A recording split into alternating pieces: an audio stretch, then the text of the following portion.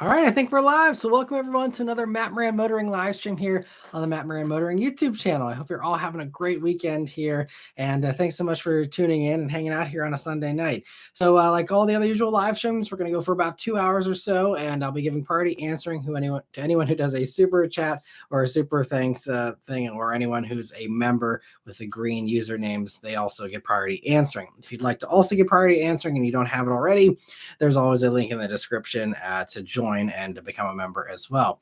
But anyway, so glad to see we have already a bunch of people that have joined in here. Brian, thanks for joining in. Truck and Car Guy from Arizona. I was just in Arizona. I just flew out this morning. And Kyle, Raphael, Squishy Shaft, and Dave, Doug, and Vishal, Mr. 504, Adam, Wheatman, Luke, Decepticon, Ludacris, Jacob, and Strass, all kinds of people joining in. So thanks so much, everyone, for joining in. So I'm going to get right into the first couple of member questions here. So I see Swishy Shaft says, sorry I can't stay and watch, but it was great seeing Beth on the show with you last week. Will she be making another appearance? It felt like a more personal look into your lives. Yeah, I mean, she's, happy to join, more often. It's totally up to you guys. I know, these are always, mostly car focused, and that was more of a personal like thing. And I'm not sure how much people want to see that. But, I'm always happy to share. We're happy to have her on, if you guys want to have her on, more often, or even tonight, she can make an appearance for a little bit, or just, the whole time again, whatever you guys, want, we can make it happen. So you guys just give me feedback here. I'll check the comments if any of you would like to have her on tonight, or we can have it once a month or something. That way we can get into some of the nitty gritty car talk as well. Still totally up to you. I'm good to just hang with you guys and talk about whatever you want to talk about. So I will leave that up to you, and maybe I can do a poll. Maybe we do a poll and see if you want her to join in tonight. No offense taken if you don't. I'm totally cool with, again, just everyone wanting to do car talk as well. Let me do a poll here. Give me a second.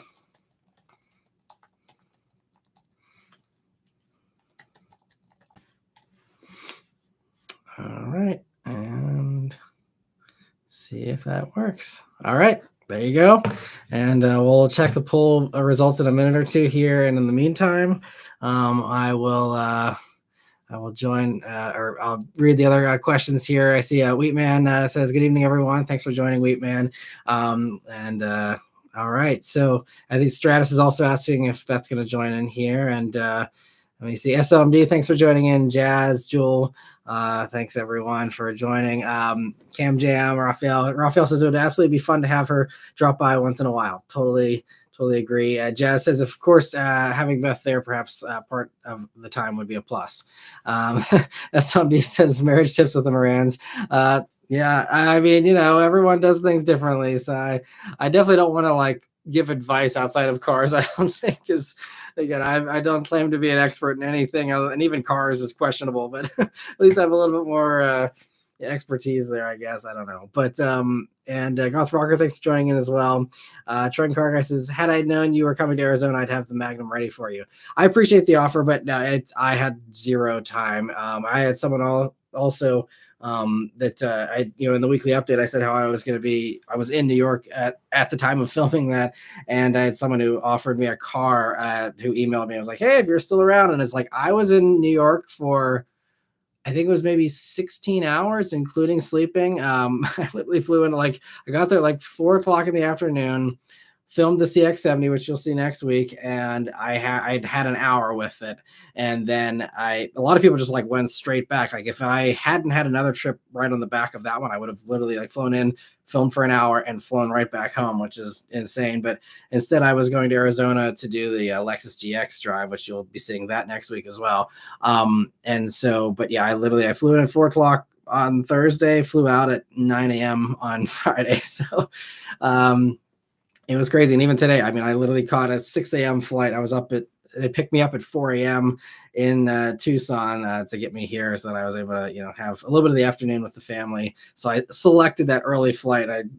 I'm a sucker for punishment, but I just, I try and minimize the time away as much as I possibly can. But So yes, I never have any free time on any of these trips usually. Every once in a very blue moon, I will have, an afternoon free or some rare little instance where I can, maybe sample a local restaurant or something like that. But trying to organize any kind of meetups, unless people are like completely wide open with their scheduling, like it would never work. So it's always, they got us jam packed. We always have an agenda of like, every time slot, like here's what you're doing, here's, and it's always jam packed. It's always a whirlwind with these trips. It's kind of crazy. I was just talking to a friend just the other day. He was like, "Oh, like," I was like, "Yeah, I just was leaving New York and I'm going to be in Arizona." He's like, "Oh, how long are you in Arizona for?" I'm like, "About, I don't know, 36 hours or so," and then I'm right back. It's a lot of time on planes, for sure. I spend more time on planes probably than I do in the actual locations half the time, but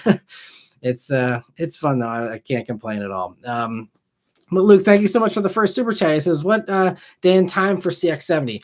I'm trying to remember the embargo. It's Tuesday. I believe it's at 9 a.m. Because it's the 30th, and yeah, I believe it's 9 a.m. You can also check the Mazda Canada site. I think they're having a countdown of when it's being revealed there. So, but I think that's the right time if I remember correctly. So yeah, stay tuned for that. Obviously, I can't say anything about it right now, but yeah, yeah, it'll be. I'm very curious to see what everyone thinks on Tuesday, and I'll leave it at that. But anyway, so I see the poll numbers here. Looks like 79% of people do say yes, they'd be happy to see Beth make an appearance tonight. So if she wants, I can send her a little message here and let her know that you guys will be up for having her make an appearance here for a split second. And yeah, we can get back to car talk as well too. So we'll try and balance, and definitely let me know in the comments if we're ready to move on and get off the personal stuff. That's totally fine too. But like I said, I'm good with whatever you guys want to do, but let me just let her know. All right. And getting back to the other Squishy Chef, thank you so much for your 10th super here on the channel, according to YouTube here. So thank you so much for the support. I really appreciate it. And if you have any other questions before I know you said you couldn't stick around, but if you have any questions before you go, definitely let me know and I'll be more than happy to answer them. But thanks so much for stopping by and for supporting the channel. And let me see. I don't want to get behind on member questions here and answer some of those while we can until Beth pops in if she chooses to do so. We'll see. But let me see. Where was I? Jewel says, "Matt, can I pick your brain on this? I saw the Corolla all-wheel drive hybrid review, and I was thinking I would pick the Maverick hybrid over it, despite it being only front-wheel drive." Yeah, I mean, if all-wheel drive is not a must for you, then definitely skip the all-wheel drive because it kills fuel economy in anything hybrid and in anything in general, honestly. So yeah, and I mean, there's the regular Corolla with the hybrid without all-wheel drive too, if you don't, need the all-wheel drive thing. But Maverick hybrid it's still one of the best little bargains out there. And I still have not driven the hybrid version though, unfortunately, but just how cheap it is just insane. If you can actually find one of those base ones, totally just go for a base one.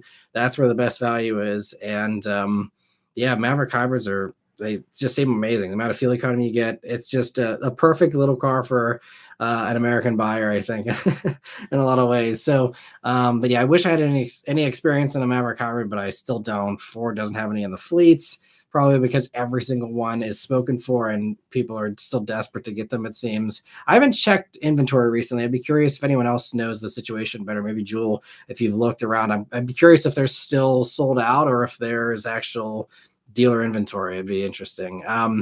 But okay, I think Beth is going to join in here. I think. Come on in. And Raphael, I'll answer your question here while she's getting set up. He says, tough question, Integra Type S or TLX Type S? Yes, the Integra has a manual, but the TLX has more power, a nicer interior, and is more comfortable. Definitely. So that's going to come down to your personality and what you prefer. The thing is, they're very wildly different, even though they're so close in price. It's just they're set up for different buyers, and that's whenever I've talked to Acura about this in the past, it's like they're not. No one's really usually cross shopping those. I mean, clearly it sounds like you might be, but most people usually don't, and it comes down to what you're looking for. To be totally honest, outside of the manual, it's just like, do you want a front wheel drive hot hatch, or do you want, a luxury cruiser? And so I think that's kind of, I guess, wait, do I need to go? I think last time, how did we do this? I don't even remember. I think I did shift this over. No, I don't. I think you left it there. Okay. Hello. Ta-da! It's fine. He'll answer some car questions because I don't want to ruin your whole fun time over here. No, I think people like getting to know us better. So, okay. But anyway, Raphael, I mean, personally, if you're looking for my biased opinion, I'd say that the Integra is more fun to drive. It's more entertaining, just not only because of the manual, but just the torque steer that you have a little bit of. The exhaust is a little louder in the Integra, and but if you do a lot of long drives, you want the most comfort possible, TLX is amazing. I mean, my review, I said it's like mind-blowing handling. It really is. I'm very excited to try out the new version. I'll hopefully be getting that, the little refresh they did. I'll be hopefully getting that here in a couple of weeks, maybe a month or two. But so you stay tuned for some updated impressions on TLX now, having driven the Integra, to see, maybe there's some fresher comparisons and, the tweaks. Maybe there's some new stuff there that I can add to that conversation. But it's really, they're so polar opposite. Are you? Yeah. I'm just waiting. Okay, that's fine. No, you're good. So I will come back to member questions on car stuff. But no, but now that you're here, we can just get into. No, it's okay. Other stuff. No, it's all good. So so I'll wait for everyone. some questions to come in. Well, no, answer everything else, and we'll be fine. Oh, thank you, Luke. I'm here. Jess says, who are the 21% who voted against Beth appearing? I mean, oh, well, it's okay. You can hate me. It's fine. No, I mean, these were car talk. So I totally get it. Yes. And we can also talk cars too. Yes. We can talk cars. Well. Not really. We can. It's always funny though, because so many people really, want her to always give more car impressions, and want us to do buddy reviews like other, car channels do. And it's you just be like, it's fine. Yeah. I just feel like, honestly, I'm just not, I could do okay, but I feel like I'm not as well versed, obviously, as Matt is. And I don't want to look like I don't know what I'm talking about, even though a very high percentage of the time I do know what I'm talking about. But I also I can't tell you if I drive one car versus another car, what is necessarily different if I'm pressing the gas and I'm I don't know what's why this drives different. I can't tell you why it feels different, but I can tell you that it is different. I don't know. Yeah, I think people just assume that because we're together, that means that you're an enthusiast as well, who does all the same, or has the same level of car knowledge that I have, which you've especially since we've been together, you have learned a lot, and she can identify cars with the best of them, and there's a lot of those things that you're really good at. But whenever I'm I changed the tires on the Bullet, how does it feel with the ride difference or something? Or I'll ask if we're in a car, man, this ride's worse than the one last week, and you're oh, I didn't even know. Yeah, well, it just depends. If I put my mind to it, I can do it, but I just sometimes I don't. You got bigger fish to fry. I don't have that capacity. Yeah. But Jordan, thank you so much for the super chat. He says, President Obama issued vouchers for digital antennas for live TV and also cash for clunkers. Could the government do something to produce more hybrids or EV owners? I think Europe was doing kind of something like that. They were doing a modern cash for clunkers. I can't remember which country it was. There are programs like that elsewhere in the world to try and incentivize people. And I think even there's huge advantages up in the Norway and stuff like that, I believe, as well. And I mean, a lot of them are giving huge tax credits, and so I think there could be something like that. But yeah, that's kind of one of the scenarios that we talked about in the past, as far as if gas cars go away someday, that's the only thing I could envision, is if they're throwing a bunch of money at people to get their gas car off the road and swap into an EV. But I think another thing is that there's still, I feel like it's still in a relative infancy where It's not going, there's not enough like places to charge your car or charge your car quickly. And if some person is driving an hour to work every day and they don't have time to charge their car up all the way, either while it's sitting at work all day or like at night, like I think it's still like we need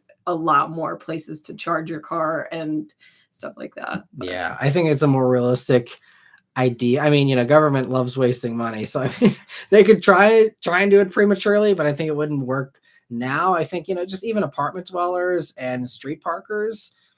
I would never recommend an EV for someone in that kind of a situation. I mean, you can do it, and there are some people that do, and I commend them for taking on that inconvenience on themselves, but like I wouldn't recommend it, unless you can charge at home or at work or both, so I think that kind of an incentive thing could make more sense once we have the solid state batteries that charge in 5 minutes and have 600 miles of range and everything, and cost parity is the same as gas. I think in that kind of a scenario, which could happen sometime in the next 5 to 10 years possibly, I think once we get there, then that could be something that could be on the table again, depending on what the government's like at that point in time. Obviously, there's often flips and things going back and forth. So, it'll depend on the administration at that, point in time and all that. So we'll see. But I think as of right now, it would be, I think they're doing the right thing right now with just focusing on building out the infrastructure, doing the incentivizing that they can do to get that out there, and, a few other things.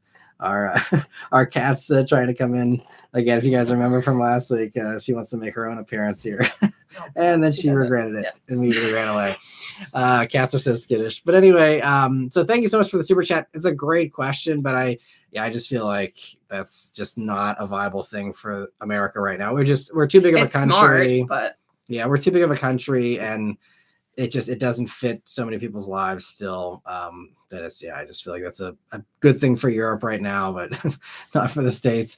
So I think we got some other questions here for us. Let me see. So SOMD says, how is your and Beth's first date? Oh, well, I don't know what would technically be our first date, but I mean, kind of could be like the first day we met, because that wasn't a date though. Well, according to the movie, it was kind of, we were already like, we met on a movie set for anyone who's unfamiliar, but we were assigned to be boyfriend and girlfriend, and we were like hanging out there, but that wasn't an actual date. Yeah, that was not a date. That was just working. Yeah. And I don't know. I think it was just a culmination of like a bunch of people. We were on a movie set for a work week, so Monday through Friday, and everyone was gonna get together on Saturday, and it kind of fell through. So Matt and I just kind of texted each other, and we were like, oh, let's hang out, just the two of us. So we did. And I think I don't even know, was that considered a date? I don't know. We like just started kind of hanging out, and then we hung out like every single day after that, because we just clicked and it was great. But yeah, Matt was a little shy. That's all I'll say. Yep. Yeah, I was, but I mean, it just worked out. Like, again, like I'm not the type of person to like approach strangers, which is why I was single for, most of my life, basically, leading up to meeting Beth. But that, being on a movie set and being literally like you're not allowed to have your phone on you. You're not allowed to like do anything aside from talking to people and like, being in the movie. So like, it's a really good place to meet people if you're an introvert like myself, because you're forced to talk to people because you have nothing else to do. So it was kind of a perfect storm in the best way, and yeah. So, but I mean, that first time we went out, I went to Houlihan's. I don't know if that's no, we went to, or it was Applebee's. Yeah, we went to it was Applebee's. So that shows you how informal it was. So yeah, I guess because it was just because it was a random place that was around. So yeah, and I don't even know why we decided on that, but that was it. So yeah, nothing glamorous. And so yeah, I feel like it was just like kind of a getting to know each other still at that point. Mm-hmm. But yeah, good times. And Jordan, thank you so much for another super chat. He says, at Beth, after owning an EV with Volvo and Subaru leading in family safety, would you consider an EV from either of those companies? Absolutely. I wanted to get the Volvo XC40 Recharge, but there was a ton of stuff that I was very upset about. first thing was that the seats were half suede or half Alcantara and half leather. That's fine, but with a baby on the way, or a baby already here, I was like, if she gets sick, if she like throws anything on those seats, like they're just gonna get wrecked. And so I was like, that is a no-go for me. Like I just wanted leather. I could be okay with fabric, but like That's also harder to clean too, though. yeah, even fake leather is totally fine for me. Like I'm not like, I don't care, but I was like, that's a no-go because I ain't cleaning throw up out of Alcantara and they just don't wear well. And also they didn't have Apple CarPlay at the time, and they also didn't have, what did they? No Sirius. They didn't have Sirius radio, which I like playing my own music anyways, but like that's still something I rely on. And so those are the reasons why I didn't go for Volvo. As far as Subaru, do they even have anything I yet? think Solterra was just launching whenever we got the Mach-E. Like okay, so it like wasn't even on our radar. So I don't know. Everyone I know has a Subaru. I don't hate Subaru, but I'm also like I don't know. I like other brands better, but I love Volvo. I'm partially I don't know. I have a very high Swedish vein running through my blood. Ancestry. I'm very Swedish, and so I would love to have a Swedish car someday. Even my dad used to say that he was gonna buy my mom a Volvo wagon, but he never did. So Dad, I still am putting the pressure on him. I'm like, if he's like she can swap her Crosstrek for a Volvo, and he seems to think that someday that'll happen. But I've always liked Volvos. I think they're really cool. But yeah, I would definitely consider those because I do like those. So. Yeah, I mean, and the EX30, like I think that could be a potential like next car for us after the Mach-E. But the EX30 doesn't have a gauge cluster, which like. I still really like having that. I'd have to see it because I haven't seen it. So, but I showed it to you. But yeah, it was a while ago. You know, he shows me a lot of cars. Yeah, I don't pay attention that much. But So I mean, the no gauge cluster, like to me, is a deal breaker. I hate that they copied Tesla with the cost cutting there to like just have a random little speed thing in the middle of your screen and having to look over at that. I'd love an EX90, but they're out of our price range. But those headlights with like the Thor's hammer thing opens up. Cool. It's so cool. Hello? Are you our okay? Our cat can't decide if she wants to be in or out, which is a typical cat thing if anyone is familiar with cat ownership. She just wants me is the thing. She just likes to cuddle, and she's not getting that time right now. Anyways. Once the baby's asleep, the cats really want me. Like they finally get the attention without getting harassed by the toddler. So all right, but thank you so much, Jordan, for the super chat there. And we will see what happens. We still have another 2.5 years on the Mach-E lease, Ford options plan, so we'll see what we end up doing. Awesome. But is that the next one there? Yeah. So Jess says Beth knows about cars. In fact, my favorite review is Beth doing her Mercedes car review in which she was imitating that. Oh yeah, I did enjoy doing that. That was a long time ago, but he was like, let's review your car, and I was like, I have to pretend I have to say like, what's up, everybody? Yeah, I have to do it. So that's why I did it. Yeah. And Isaac says, Beth, do you ever get tired of Matt's enthusiasm with cars? That's a good question, actually. No, I don't, because that's the thing that he loves. So I would never knock that. I have always been 100% supportive of all of this that he does because I see his love towards it. And I don't know. I would never want to crush that because if there was something that I loved this much, like I would love for him to also be supportive of that dream if I ever had that. And this has always been something that he loves and something that he cares for so deeply. So for me, it's just like, it's really cool to see how excited he gets about these things. And it's never annoying because I love him and I care about him. And yeah, maybe that's weird for some, but I feel like I'm very supportive. Yeah, and that's why she's the best. I really appreciate it. But it's funny too, because I didn't even tell you this, but like whenever I was in New York the other day, there's a bunch of times where we have really entertaining drivers because, I don't drive when I'm there. I get, someone grabs me from the airport, shuttles me around, the whole time. And so the driver in New York, we're just, talking, doing all the usual small talk. And I was like, oh yeah, like, I got a Mustang Bullet. And I had previously said earlier, like, oh yeah, I have a wife and, a toddler at home. And then when I was like, oh, and I got a Mustang Bullet, he's like, does your wife know that you have that? Just like joking is like, it's the assumption that like, oh, especially once the baby comes, like, there goes all the fun cars, swap it for a minivan. And that's something that does happen to a lot of people. But thankfully, she's been very supportive of that. I know that he has mentioned like maybe getting something other than the Bullet every once in a while. But I feel like I'm the one who has more, like a little bit more sentimentality towards it than he does in some points. And I feel like that's probably really weird, but I'm like, no, you got to keep it, but it's hard, Yeah. Cause there's, as I've talked about in the past, depending on how the channel does and stuff, I may need to have a lot of equity in that car and I might need to, tap into that at some point. But like every time I bring it up, like it upsets her more than me because she's like, no, like you can't get rid of that car. Like so yeah, she's the best supporter and it's, I'm very grateful. And thanks again for the great question, Isaac. Thanks. And Jordan, thank you so much for another super chat. He says, Beth and Matt still extras in movies. I wish. No, yeah, we just don't have time.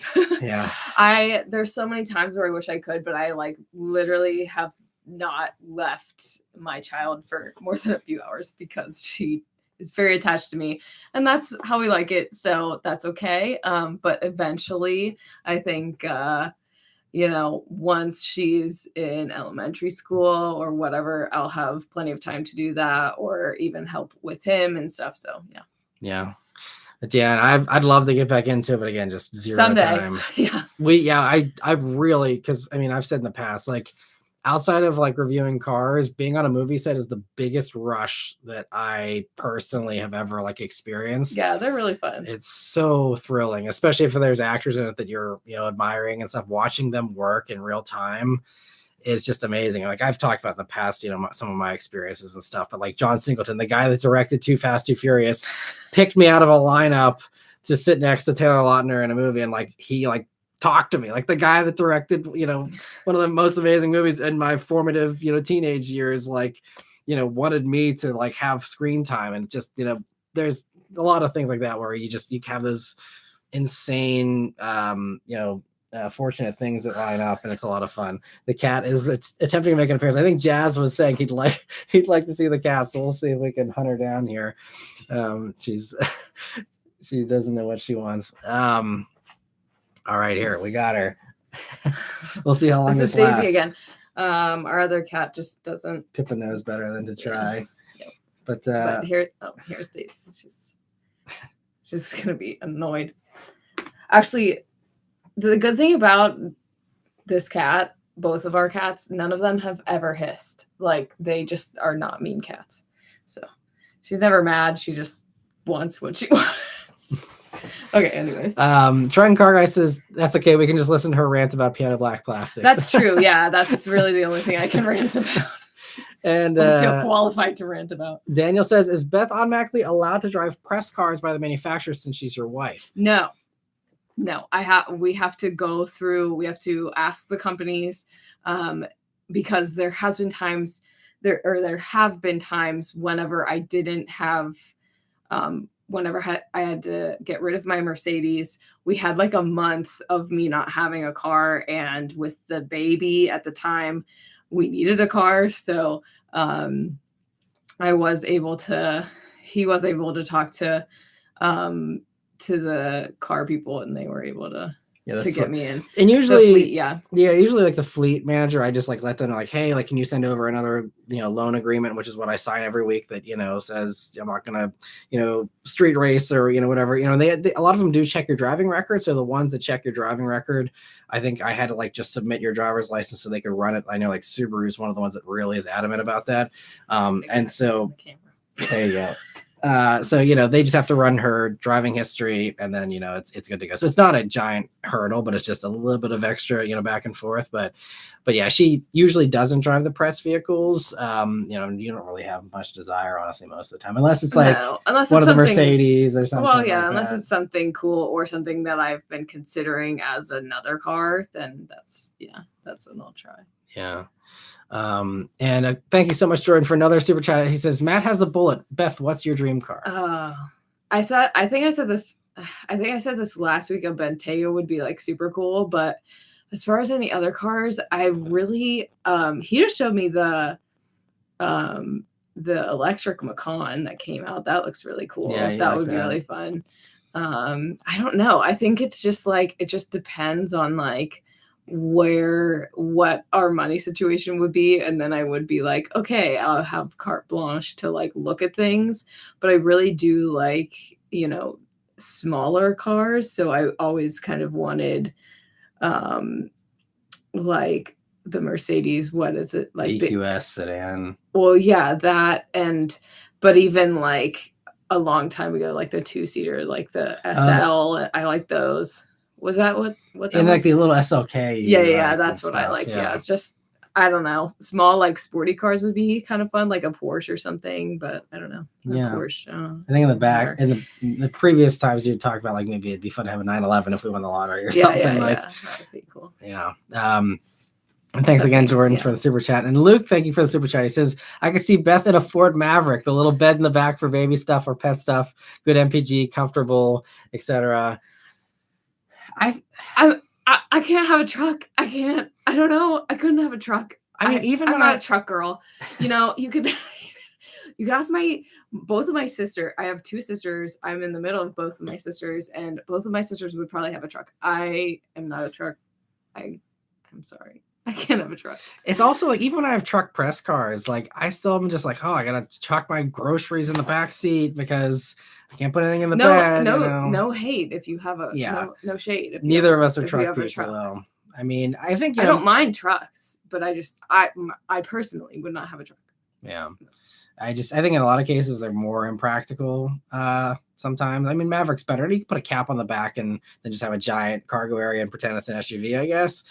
But the Maverick back seat's kind of tight too. So like with our big forward-facing car seat, I mean, we put a car seat in the Maverick, and that was when it was rear-facing. And I mean, we made it work, but it was tight. I think you actually had to sit in the back. I don't think you could even like fit in the front of the Maverick, if I remember correctly, because it's not a big vehicle, so not the best family vehicle in my opinion, especially if you have car seats, in play. But yeah, I mean, Maverick again is an amazing little vehicle. I love it a lot. And Dom, thank you so much for the super chat there. He says, just wanted to say hi. I love this new Dual Live. I'm glad you enjoy it, Tom. And thanks again for the super chat. Getting back to the other questions here. Where did we leave off with Daniel? So yeah, Jewel says it's very interesting to see and hear from Beth because she represents the larger percentage of car buyers, i.e. non-car enthusiasts, and mostly car companies consider them more except enthusiast cars. Yeah, I think I could definitely relate to that in a lot of ways. And a lot of times I do tell Matt, like, oh, someone won't care about that, they'll probably care more about this or the other thing, just from like past knowledge of like when I knew nothing about cars. The only reason why I liked a car was for the color or what it looked like, not how it drove or anything. Like none of the internals, like I didn't care. But I will say, I think I've definitely gotten like way better with like knowing all of that kind of stuff. So, and even just paying attention a little bit more, I feel like you do more of that now than you used to. Yeah. And it is very interesting the amount of people who do talk to us about cars, and it's always like, I don't know. It's just very, yeah. I'm sure a lot of you can relate. Yeah. So I don't know. I think it's definitely very interesting knowing a lot more about cars than I used to. So, and your cat's trying to make an escape. Yeah, she's probably gonna go now. There she is. Let me see. I see also Cam Gem right beneath that says, how can I renew my membership? I believe the join button should still work. If you are seeing that, it's on the video page here on the cat hair. Yeah, it's everywhere. But I think there's buttons on the video page, on the channel page. There's also a link in the description. I think if you just click that, I think the join button should just still work as a rejoin button too, but I don't know 100%. But I think that's the way to do it. And I also see Luke says, I don't think Beth's mundane responses are bad. It could help other people's significant others that don't really follow cars, know the basics like seat comfort, passenger controls. Yes, definitely. And I think that's why it's good to do the interior reviews every once in a while, because it's not like it's not all like cut and dry, It's not the nitty gritty stuff. And sometimes I do bring things up that he's like, oh, that makes a lot of sense. We should definitely say that or whatever. Yeah. I mean, because I don't sit in the passenger seat most of the time. So like there's a lot of things that I just straight up miss something, or I like don't even look over and see there's another cubby there, like hidden in the like firewall or something. I find a lot of things in these cars that he doesn't. Yeah, she's definitely a big help with that. Let me see. So Jonas says, is the Solterra just a Toyota with a different body? Yes, it is. That's all it is. And not even the body's not even different. It's just different headlights, bumpers, taillights are a little bit different. And then they literally like swap steering wheels, and that's then software slightly, but even that's mostly carryover. Like it has the Toyota infotainment system and stuff. So yes, it's just another badge thing, just like the GR86 and BRZ when I missed it. Well, McChicken. Thanks for calling me a ginger queen. McChickens. Thanks, I love it. You gotta laugh there. So. Always, yeah. Let me see. So we got another super chat here. Jeremy, thank you so much for the super chat. He says, hi Matt, which one do you think is the best daily? Elantra and Civic Type R or GR Corolla? I'm sorry. It's an interesting question. I don't have an opinion because they're all great, I think, right? Yeah, they're all really fun. I mean, and a lot of it again comes down to your, what you're looking for, what you need. I think the easiest way to boil it down is Type R is going to be the nicest interior, the roomiest interior. The Elantra is kind of the middle ground. GR Corolla is going to be the tightest, the cheapest feeling. But in my opinion, out of all of those, GR Corolla is to me the most exciting. But for the dollar, I think Elantra N is still the king of fun per dollar, with those three, being the only ones in consideration. You just can't. I mean, Elantra N is still like 35 grand tops. I mean, and that's $11,000 cheaper than a Type R, assuming you can get an MSRP. GR Corollas, same deal pricing wise, or 40 or so. So I mean, a little bit more on the lower end there, but still, Elantra N undercuts it big time. So I think if you, don't have a super flexible budget, you want to, just have a good value, Elantra N it's unbeatable. And, the minor little things I didn't love about it, like the wheel hop, in the wet and stuff, like they're fixing that with the 2024s. So, I mean, Elantra N is still just the most fun per dollar, I think, in that segment. But, if I needed all-wheel drive, 100% I would go for GR Corolla. I think for me, I like GR Corolla better than Type R, all things being equal for those two. But, again, if I needed the most hatch space, the most backseat space, Type R is definitely easier to live with. So if you're talking best daily, I say Civic Type R is the best daily because it's the most space. It has a Bose stereo, and the adaptive dampers have a little more bandwidth than they do in the Elantra. And GR Corolla is a little bit of a stiff ride. So I'd say, if daily is the focus here, then I would say it's Type R is probably what I would say is the best daily out of the bunch there. Are you sure? Yes. So thank you so much, Jerry, for the super chat. And Jordan, thank you so much for another super chat. He says, Mach-E is leased. Does the home charge go after? We don't have one. Yeah, we just had the Ford mobile charger that came with the vehicle back then, and we just drilled a mounting bracket into the wall for that. But otherwise, we just put that on the wall, and we just use the 120 volt. Yeah, and I don't need to have a necessarily fast charger at the moment because we're not going to many places. So yeah. And I mean, I don't know. As far as like that, since it did include that charger, I don't know if I need to actually give that back or not whenever we turn it in. That part is actually a really good question that I need to figure out in the next 2.5 years. So I don't know. I'd hope that they let me keep it, because otherwise I do need to like buy my own just to charge all the EVs that I get as press vehicles, because I do use that Ford charger to charge some of the other stuff here at home. But let me see. So yeah, see where we were left off here. Up here, I think. Yeah. Trent Car Guy says Beth and a Koenigsegg. Let's go. There we go. I don't even know if I want a Koenigsegg if I won the lottery, just because they're so rare. It's like one of those cars you can't really like enjoy driving in because you'd be so terrified. Because like if anyone bumps into it, Yeah, aren't those the ones that were like new? That I don't remember what those were. Those are they're the Swedish ones. Oh, you're right. Okay, yeah, I remember now.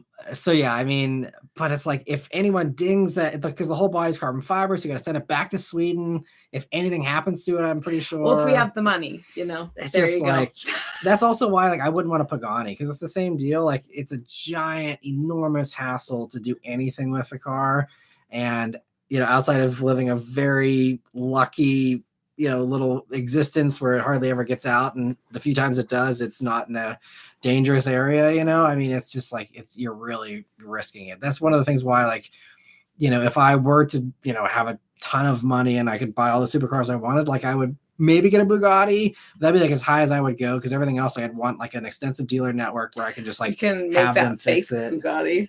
Yeah, just piece it together. Nissan? Wasn't it? I think it was a Mercury Cougar. Oh yeah, you're right. And that video there, that got like 500,000 views or something, like really fast. That was hilarious. That was funny. Yeah, we spotted a fake Bugatti at Cars and Coffee a few years back. Yeah, that was funny. Anyways. Yeah. And let me see. We're here. Yeah, so Jonah says, I have 3 cats. Are they looking for food? No, they get dinner. When we eat dinner, they get wet food and then they have dry food. But I think she was just cuddling, because normally, like I said, when the baby goes to bed, the two of them, we have 2 cats, both of them are like all over me. They want to cuddle. The moment she goes and takes a nap, they want to cuddle me. So they're just very needy. They love me very much. Only me, because Matt gives them no attention. But with me, Too busy. It's okay. Yeah. And thanks for joining in, Newt, as well. He says hi, Daisy, Beth, and Matt. So hey. Thanks for joining in, Zach. And let me see.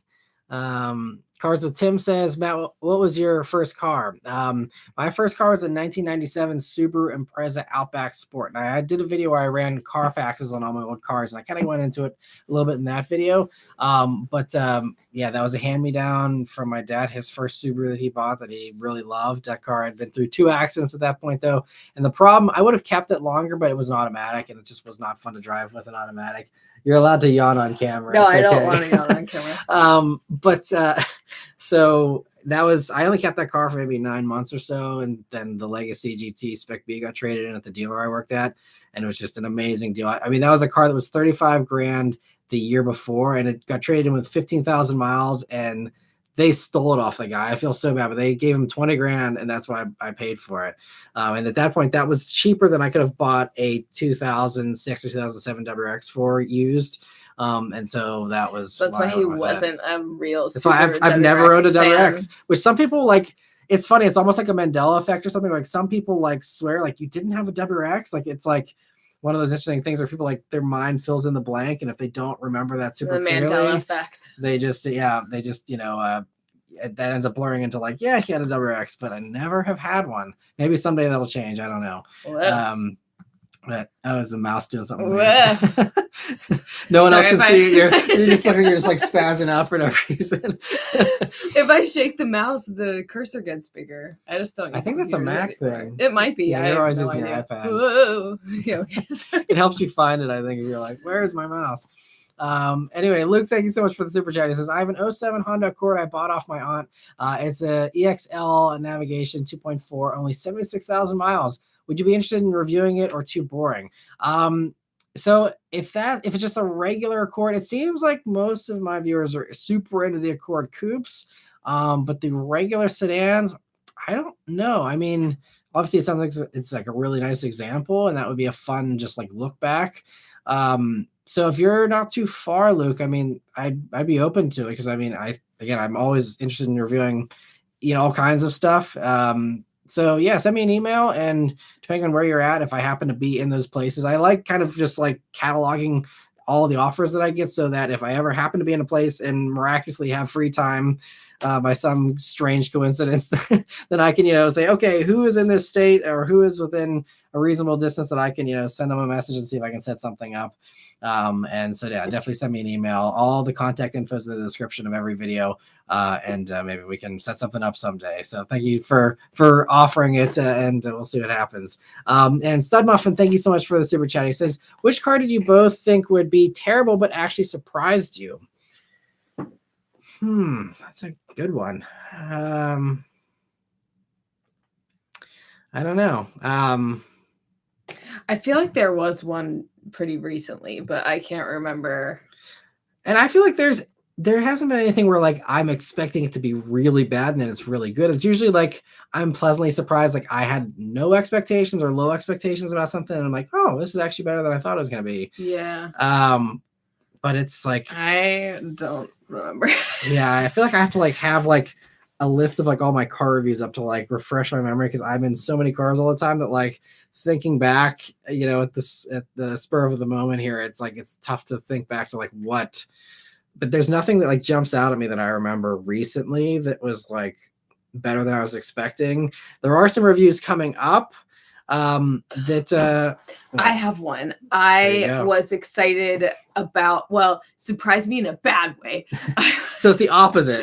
You thought it was gonna be good, it was horrible. Yeah, it was not great. I was excited about the what was it? The EQ. Oh, the EQS, yeah. The EQS SUV. I was excited about it. I thought it was pretty cool. Obviously, we're not buying it or thinking about buying it, but I was like, ooh, let me like try this out. And I did just drive it down the street, and I hated it. Because it was really weird, because when I pressed on the,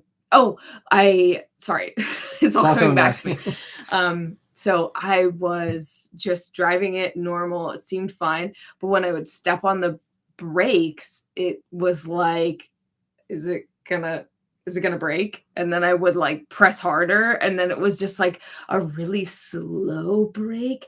So for me, I was like, this isn't good, because I would just like roll into any car, because it was like bad. It wasn't good. And I mean, I even said that in my review. I'm like, the calibration is just crap. I don't know why they shipped it like that.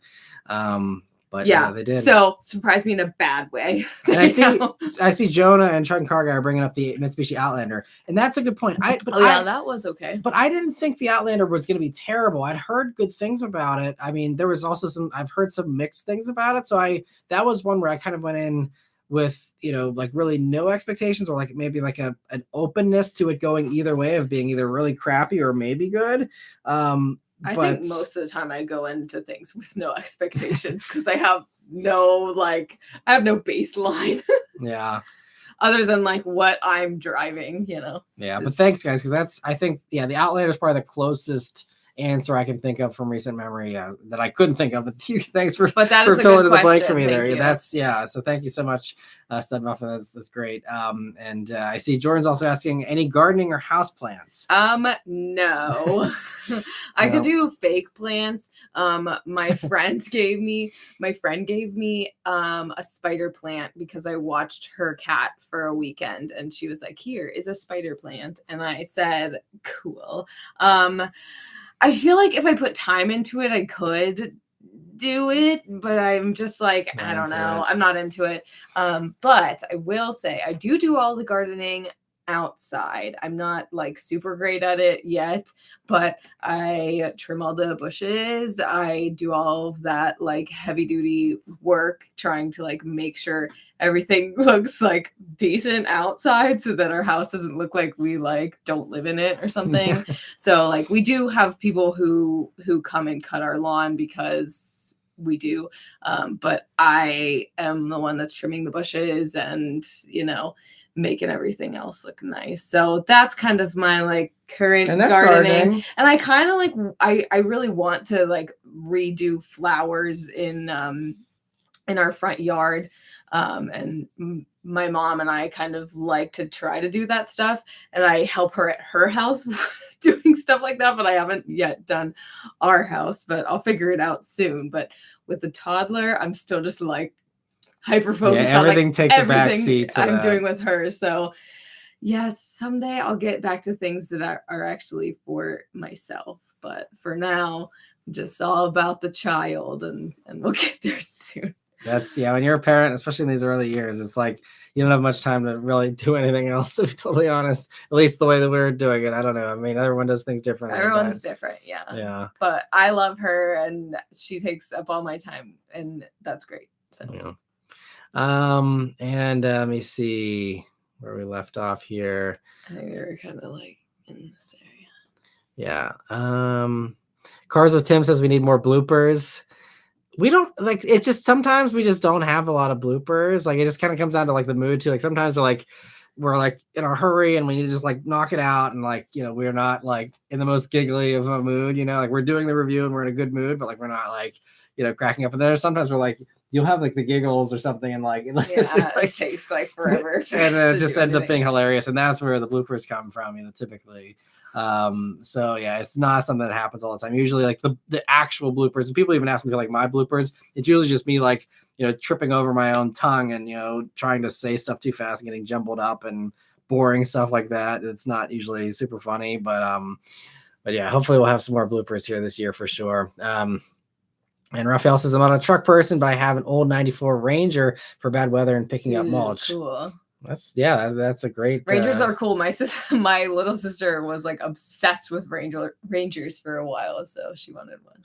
And let me see. So Cars with Tim says, what do you guys do on Sundays? Chill. We try to just hang out. And we try and do something fun with our daughter, because normally we like to do all the fun things together as a family, with the three of us, and sometimes we'll do other stuff. But normally some Sundays are days where we film our rolling shots. Yes. And our daughter loves to film rolling shots with us. It's super, super cute.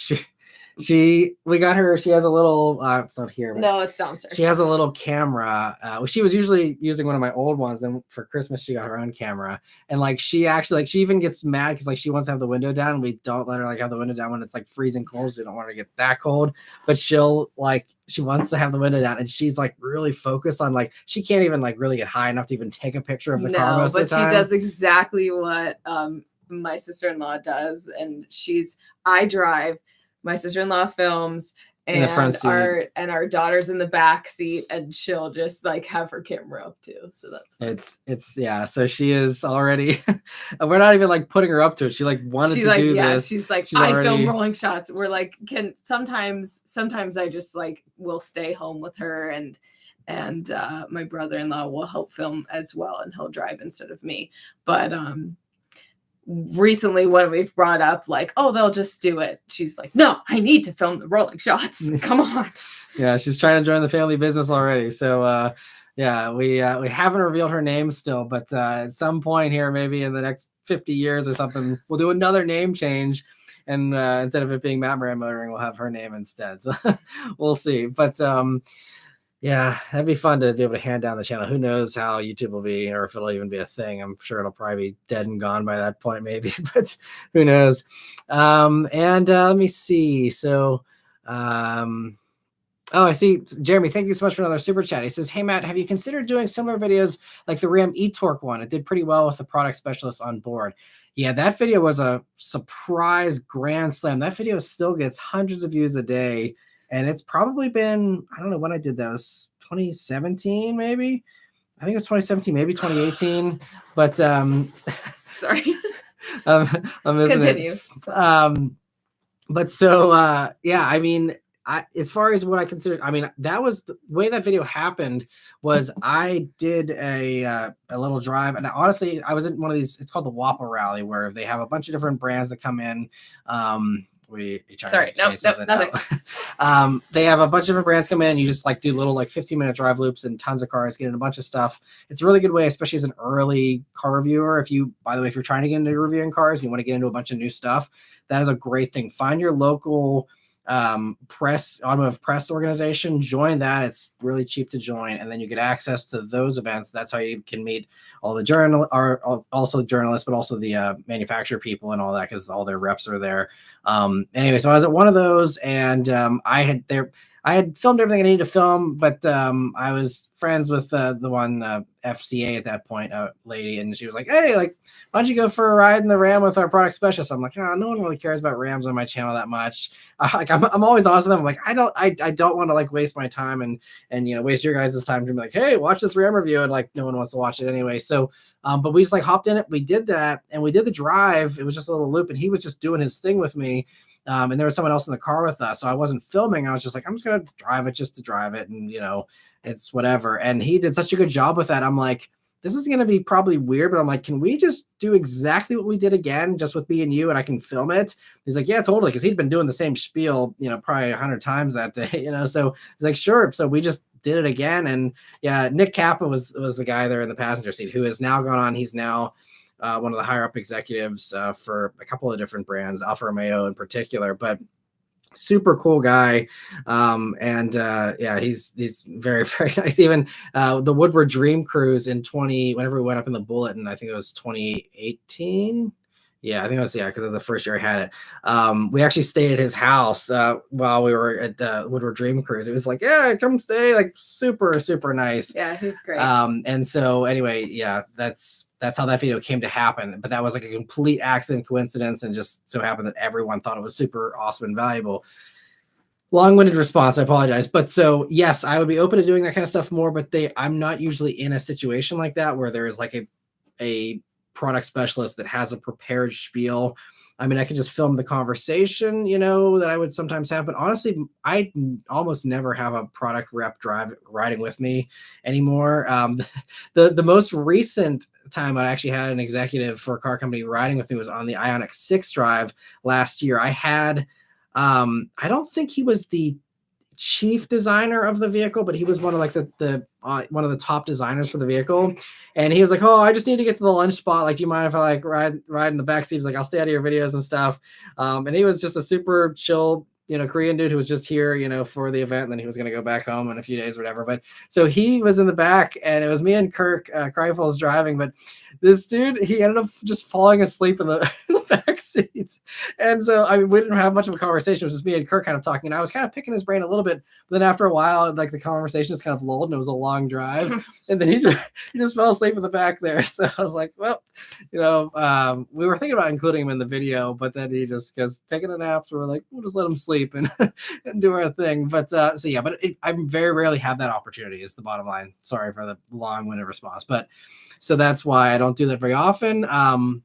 But I think what I've been hearing other people mentioning, like they'd like to see some executive interviews, and like on the GX drive I was just at yesterday, like I had an opportunity to review or to interview an executive if I wanted to, but honestly, like, there's other channels that do that so well. And, if I can come up with a unique angle or something that I think would add value to the conversation beyond just my own normal review, like I'm always open to that. And I have those kinds of interview opportunities, but I don't want to waste their time. So I don't want to, ask dumb questions or anything. So like if I have a vehicle I'm really passionate about, that's something I would be happy to corner them. But even with that, if you put them on camera and you mic them up, then they're on the record, and they usually don't talk as much. I usually get more out of the executives whenever, it's off the record, or at least they're not, having a camera in their face. That's when they're more likely to be like, oh, like we had to compromise here or there. But they're not going to probably say that if I'm like, so where'd you compromise or something, like that's it.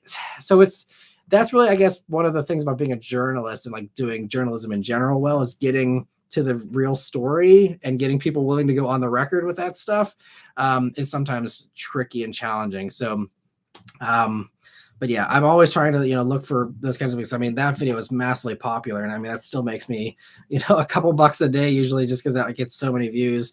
It's great. But I'd love to repeat that if I could someday. Anyway, sorry for the tangent there, but anyway, thank you so much, Jeremy, for the great question. Kevin, thank you so much for a super chat. He says, torn between Camry TRD and ES350 F Sport. Advice. I need to drive another ES350 because the one that I had was in the wintertime and the tires for some reason were not hooking up. That thing was just a mess dynamically, in my opinion. That was again many years ago. Camry TRD is definitely a better handler, better driver. Unless you want the luxury thing, I would say Camry TRD all day, every day is the more fun car and the more, I mean, because ES is still, the F Sport version doesn't go as far as a Camry TRD. And so to me, if you want the real dynamic vehicle, Camry is the way to go. If you want the luxury cruiser that just so happens to be a little bit sportier, that's where I think the ES falls into place. So hopefully that helps you a little bit. And thank you, Kevin, for the super chat. Stud Muffin, thank you again for a super chat as well. He says, would the 2025 CT5 persuade you to switch from Mercedes to Cadillac? I guess that one's for you. Well, I don't have, I don't think you've even seen the 2025 CT5. No, I haven't. Do you want to show me? Should I look it up? Yeah, you can look it up because I don't want to mess with my setup 1 minute here. as I research. I'll get back. They do have really good colors though. There's a green, and there's also like a galaxy kind of color. It's like a purpley. I haven't metallic. seen him in a few days, by the way. He just I literally like came home like at 3 Did it o'clock just come here. out? Because then if it didn't, No, it came out last week. Last week. Okay, so I'm just a little behind. Sorry, I'm so sorry.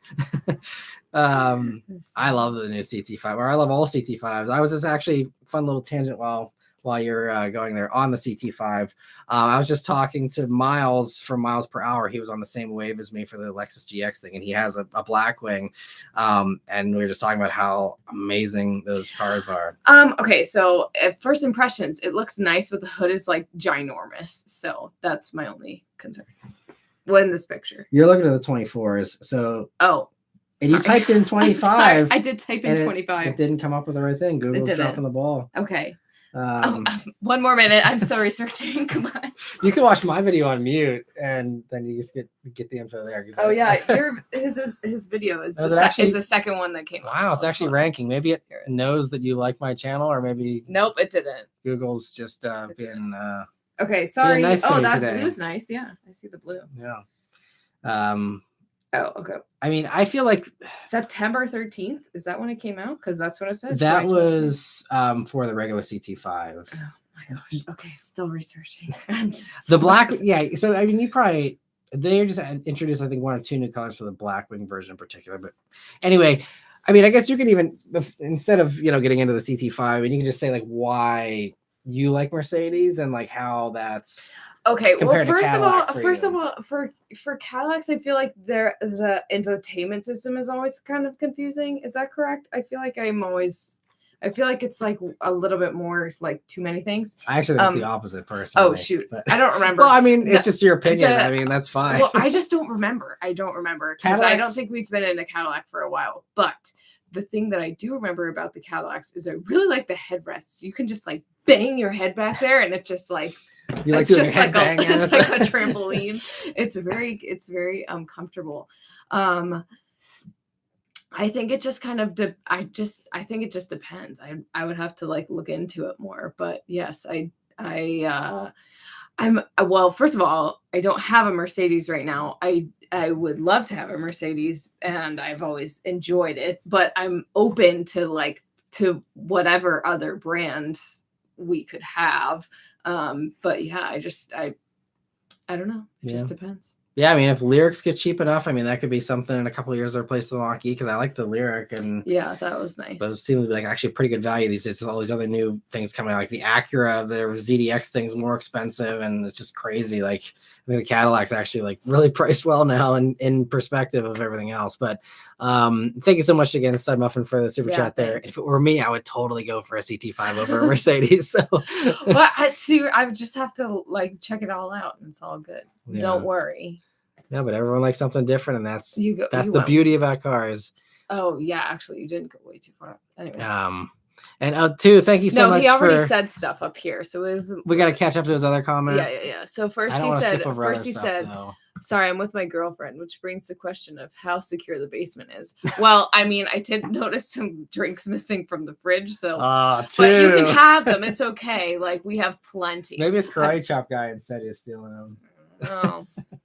And then he said, And then he said, what trim would surprise you if they just announced it out of nowhere? I would be surprised at a STI, TRD, and he's the craziness that keeps me in the basement, Integra Type R. That would be fun to see. I mean, yeah. I'm reading the comments. STI for me personally would probably be the most surprising. And too, thank you for being a member for 20 months as well. He says 20 months in this basement, tied to Doug the Hero, the Radiator, and the crazy karate chop guy, and Kyle's Raid Shadow Legends. He finally got sponsored. Way to go, Kyle. Yep. Kyle's bringing in the sponsorships for us here. And Jordan, thank you so much for super chat as well. He says, will you guys let your kid experience both ICE and EV vehicles? Of course. Yeah. She can have any kind of car she wants. Yeah. And I mean, I'm going to take her in any kind of car she wants. And I'm going to take her for a ride in the Bullet this year because I hadn't yet, just because car seats are really tough to fit in the back seat of that. But I think I'm just going to go for it this year because she's been asking about it, and I definitely don't want to like deny her that experience. I want her to fully be able to enjoy that the second that she wants to do that. So yeah, we're going to try and get her for a ride in the Bullet here this year. And but yeah, I mean, she's just already experiencing stuff just by nature literally sitting in like of being our cars. kid. Like, yeah, I mean, like, it was hilarious.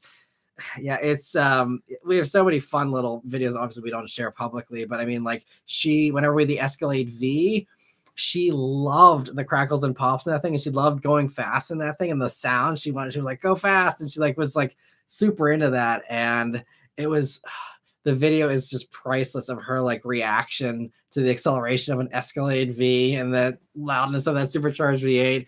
So she just kept telling him to drive faster. So she's definitely getting both sides, and I think she's already appreciating both sides as well. So hopefully we'll give her a nice balance, and she'll be able to make up her own mind about what she likes better, and she can like everything like we do. They all have the pros and cons. And so, but yeah, thank you so much, Jordan, for the super chat there. And getting back to the other member questions here, so I don't want to miss any of the other ones. I know some people have been waiting a while here with my tangent. So Daniel's asking, who is your favorite Seinfeld character? I say Kramer or bust. By the way, I stayed at the Link in Vegas after you recommended it a few weeks ago and had a great time. That's awesome. I'm glad that it worked out well for you. Again, it's not the most luxurious hotel, but hopefully it worked well for you. It's always been a good place for me. And as far as the Seinfeld thing, Kramer for sure. I'm right there with you. Kramer. Kramer. I like Newman too. Newman. Yeah, Newman's a good one too. But yeah, Kramer is definitely the absolute best. I feel like maybe most people would agree, maybe not, but I think I like all of them. I love that show. Yeah, they're all amazing in their own ways. Yeah, we're big Seinfeld fans for sure. Yeah. Let me see. So Brian says he saw a Toyota Supra in yellow today. I love that yellow color. It's almost, because here in Pittsburgh, it's like a goldish yellow for all the sports teams, and it's really close to that. It's like the perfect Pittsburgh car to me. Yes. Does it look like more like a taxi? I don't like yellow cars. That's just me. I'd say it's like closer to like a yellowy orange. It's like Pittsburgh Pirates exactly. Okay. In my opinion. Around here, I guess it's passable, but yeah, that's just me. I just don't like yellow. Yeah, very much. Our daughter loves yellow though. She does. If I were to get a Supra though, I would actually get it in that color. I think because it looks really good in my opinion. Or actually, I mean, I would do the orange. That because kind of playing off of the Fast and Furious thing. If I was able to get that special edition version, I'd go for that instead. But anyway, Jonah says our cats bother us for food once in a while. They cuddle with us. Yes. Sounds like a cat. And Jordan says, with Dodge eliminating most of their line, do you think that they will be the EV muscle car champions, even though the Mustang Lithium was sick ASAP? So, I think we will see. This is going to be a very interesting year for Dodge.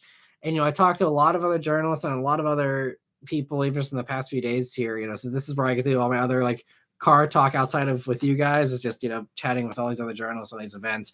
And I mean, a lot of us is like, yeah, we don't know what's going to happen with Dodge. It'll be very interesting to see how people take everything this year. And I think this year is actually going to be a test for Dodge fans who claim to be all about speed and winning drag races, But like I've said for years now, if you want to win a drag race, buy a Tesla Model 3 Performance and blow the doors off basically everyone that you'll encounter. Someone in in a road. Tesla tried to race me today. Really? Yeah. Do tell. I just remembered. So I went to the mall and I was at a stoplight and I wasn't like, I don't know. I was at the front and I wasn't paying attention, but like it was like it's 3-car lane wide and I was in the middle and I just pulled up, whatever, light turns green and this Tesla next to me just like went for it. And I was like, is he trying to I wasn't even paying attention. I was like, was he trying to race Or maybe me? he's just a stereotypical Tesla owner that drives like a lunatic. No offense to Tesla owners. But I don't know, but like they were ready to go. Maybe they were hoping you were going to be a typical Mustang owner and maybe. I don't power slide into a crowd. I literally wasn't paying attention to any of the cars around me, and then he just went for it, and I was like, cool, you're in a Tesla. I'm also in an electric vehicle, but I wasn't. My daughter's in the car. I'm not gonna Were they inching up and checking you out? And I literally I didn't notice them at all, and then they just went for it, and then they went off onto an off ramp, and on that ramp they just completely slowed down. So it was they just it was they were kind of racing you then. That's why I thought Weird. They were, and I was just okay, yeah, did you prove your point? Were you so excited about doing that? I'm not gonna be oh man, I better go get Tesla's a Tesla. Better, yeah. Trade in the Mach-E, we lost to a Model 3. No offense to anybody, but I just didn't care. Yeah, I was funny. You have fun, goodbye. And let me see. So Cars with Tim says, Matt, thoughts on CX-90 PHEV or inline 6? I like PHEV better. I think that it's more responsive because the electric motor kicks in immediately. It does also kind of mitigate a little bit of the transmission slowness. And if you look at the 0 to 60 test Car and Driver and a few others did, the PHEV is actually faster in a straight line with it doing, a couple tenths of a second faster for 0 to 60 and stuff. And I mean, I know it's crazy to say because yes, I want to fully support the inline 6 from Mazda. I still have no clue how they ever approved that for production. It's a good motor, it's not as much character as the inline 6 from BMW. And so I think, this is the first generation of that and the first iteration. Hopefully they will refine it, give it more character, especially hopefully they refine the transmission that it's hooked up to. But for me, if I were getting a CX-90, I'd go for the PHEV because honestly, that 2.4 liter motor, that's also a proven motor. I mean, not that I doubt Mazda's future engineering prowess, but that 2.5 motor has been in everything for a while. It's really bulletproof. And then that combined with the electric thing, which especially in our circumstance, obviously having the Mach-E, an electrified thing really works well for us since we don't drive long distances. And so I think, for all those reasons, I just came away after spending a week with both. And I said this in my PHEV video, that's the one that I would actually go with. I think it's just, and I think it's actually kind of a better value too, in a way. So yeah, I think for me, it'd be the PHEV, and it's cool because no one else is really competing in that arena yet either. So Mazda is kind of the first trailblazer with a 3-row plug-in hybrid that's actually roomy and spacious. So yeah, that'd be my choice. And let me see. So Cars with Tim also is adding the EQS SUVs made in Alabama. Yeah, and the brake thing though that's an engineering choice though. The production workers aren't really to blame for that, I don't think. As far as Alabama though, I've heard there's been some production issues with stuff that Mercedes is putting out in Alabama. I'm not going to go into all of it because it was told to me in confidence, but if you see on Mercedes forums, there's going to be some people talking about how their builds from Alabama haven't been the best. So I will just leave it at that, and you can do your own hunting around if you're curious. Maybe that's part of why EQS maybe will have other issues. I don't know. We'll see. And Kyle, thank you so much for gifting some memberships. There are 5 memberships. I really appreciate it. Sorry I missed. There was other stuff here as well. I'm about that race life. Yeah, for sure. I was just going. Yeah, you're always looking to smoke anybody. I swear to God, I was not paying any attention, and then they were just, and I was like, okay, cool. Sorry, I didn't catch your but Kyle, thanks so much for those membership gifts, and I'm sure everyone appreciates that as well. And Jonah, thank you so much for the super chat. Sorry I missed it earlier. It says, if you were to time travel back to the 50s, What new cars would you want to drive or own? Oh, there are so many. 55 Thunderbird. It'd be fun to have. I mean, there's basically it'd be easier for me to price out the things I wouldn't want from the 50s. That would be another thing. If I ever won the lottery, like half of my car collection would be just a bunch of classics, most of them from the 40s and the 50s. I'd love a 57 Chevy. My great grandfather had a 57 Chevy copper with white roof, pillarless hardtop. I'd love to have one of those. My grandfather had a 56 Studebaker and then a 59 Studebaker Silverhawk, I believe. It wasn't the Golden Hawk. But so I'd love one of those just to kind of, put myself in his shoes in a way. He also had a 50 Mercury Coupe, kind of like a Rebel Without a Cause kind of look, James Dean kind of looking thing. So that his wasn't lowered or anything, but I love one of those. I love a 54 Ford, just for the Christmas song, a 54 convertible 2 light blue. I'd go for one of those.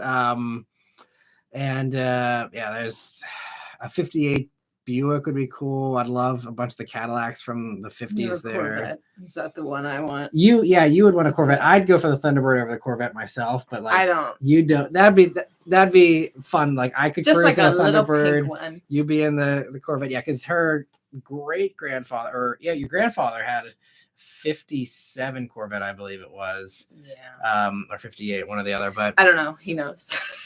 But yeah, so she has some Corvette history there, so that would be fun for her to have. I don't want a new Corvette. No shade, but but you'd go for the old one there. Yeah. Yeah. So, but yeah, there's a lot. I mean, the Studebaker is also those early 50s with the bullet nose and the submarine rear window that those had. I'd love one of those too. Yeah, there's so much stuff. Moving on. Yeah, thanks. See, this is why it's good to have you here, because otherwise I just like go and ramble for far too long. But yeah, thank you, Jonah, for the super chat. And I think those are the top ones at the top of my mind there. He'll just rattle off every single one from the 50s. No, those you are can like just choose which one you like. Yeah. I clearly have a strong passion for all that stuff. Jonah's also saying I love the 58 Impala and the 59 Cadillac Series 62. Both are amazing. It's so many good things. There's anyway, I'll move on. I could go on all night about that. But two, thank you so much for the super chat. He says, Beth races, that's no surprise. Some say he trained Beth from a young age, and that if two keeps leaking these facts out, he's going to end up being tied to the stool. All he knows, he's super nerd fan. I can't believe him right now. Jordan I told you that in confidence. Yeah, Beth just wants everyone to bow to the power of her electric Mach-E and just embarrass everyone at red lights. And Jordan, thank you so much for the super chat. He says most companies ditched chrome edging except truck lineups. Your thoughts on the aesthetics there? I'd love to see chrome come back. I think it's just not in style, and I think it depends on the chrome, because I'm not a super chrome gal, so I don't know. Yeah, I mean, I think it's just truck again, not to stereotype, but there's more of a boomer buyer base there, who probably really like that stuff, a little bit more. Versus I don't know anyone my age that actually likes chrome. Jordan, maybe you're an exception. Maybe there's a few others, but a lot of people, whenever I told them about the Bullet, I'm like, oh yeah, it gets chrome trim around the windows and around the front grille. People are like, why would you want that? Are you gonna black that out immediately? I'm like, no, I like the chrome because it harkens back to the 60s. But I'm it's cool on the wheels though. It looks okay on the wheels. Yeah, that little chrome lifter on the wheel and all that. So I'd love to see chrome come back. Overdone, because some cars it's overdone, no matter whether it's trucks or just regular cars. Yeah, but I'd love to see chrome come back. I'd love to see fins come back, and that'll never happen. But all that stuff. You just want to time travel. I mean, it would be fun. Yeah. There's a lot of things I wouldn't like about time traveling, but the cars would be definitely one thing I'd enjoy for sure. And Stud Muffin, thank you so much for another super chat here. He says, if you want a discount on a Cadillac, a great pickup line would be you have voluptuous headrests. Voluptuous, that's the word. I mean, hey, I'm banging my head on it. Yeah, they are nicer than this soft one. and pillowy. Yeah. Yeah. And yeah, thank you, Stud Muffin, for another super chat there. And try and get back to member questions here. So I'm not letting those go by the wayside here. So where did We're trying hard. Yeah, we're trying to make sure we keep going. Okay, now this is where we were. Okay. So Jazz says, Matt, I'll try to stop bringing this up. However, what does Beth think of your not shaving? I think Matt should shave more often. Okay, don't speak. The thing I'm going to say is that I think it looks nice. I think it looks good. It's his body. He can do whatever he wants. So I don't tell him to shave. Sometimes I do. But for me, I don't like when it's scratchy. That's it. Yeah. Yeah, no, that's definitely a downside. And I also have a contact allergy, so anytime I will like scratch myself or anything, then I get like a huge welt on my face. So sometimes that can happen. Yeah. I won't get a huge welt from his little whiskers, but I mean, but it doesn't like make your like face red or whatever. Yeah, my face just gets red. It's not very comfortable. And we see Cars the Tim says Blackwing CT6 highly underrated. Did Matt review? I never got my hands on one. They did a very small media launch, I think, for just like the elite, and that was it. So I didn't get to go on that, even though I was in Cadillac's invite list typically, but I did not get a chance to do that. They never had one on the press fleet. I begged and pleaded and like knocked on every door to try and get a Blackwing CT6, but that never materialized. And I have never seen one on the road. I mean, they are so rare. That car is going to be worth so much money if people actually appreciate it, I guess, because there's a lot of really rare stuff that still is worthless because no one cares. But I think that one people will care about. So I would love if anyone has a CT6 Blackwing or knows anyone who does, definitely send me an email. I would love to review that because I don't think really anyone's done actual videos. I think like Motor Trend and all those guys just did write-ups, and that was basically it. So I'd love to have the chance to drive one of those for sure. But is there just another keep one? going. Yeah, we can read them. Yeah, that was the one. Well, I'm up here. Yeah, that's fine. So Jules saying I saw a CT5V Blackwing today in the afternoon on my way from Atlanta to Nashville. Imagine my happiness. It looks so good. I love. There's a guy around here that has one I see very rarely, but every time I see it, I'm like, oh man, that is still. And they'll probably never appreciate because they're like now, people are realizing like they're amazing cars. They're not going to last very long. And so they'll probably, everyone's going to just make them collectibles. But I'm hoping that they'd appreciate someday because that's like a dream dad car for me. Oh man. And that one is another one I would actually give up the Bullet for, I think, because I love it that much. But just, double the price of a Bullet. So not happening anytime soon or ever probably. But I can dream though. So Cars with Tim says Lincoln beats Caddy in comfort, in my opinion. Does Beth regret not having cooled seats? No, not really, because I had them in my Mercedes and I feel like they like really didn't. They kind of like didn't work, so I didn't really get like a amazing experience with cooled seats. And then like I lost it. I'm sad that I don't have them now, but I mean it's still like I feel like it's very widely used right now, but I still feel like it's like very much in its infancy, depending on the brand and like how well they work. So yeah, there's a lot that don't work great, and so I think that's. If it was like you would probably miss it more or regret it more if there was like if it was like really good, but yeah, for my old Mercedes it wasn't great.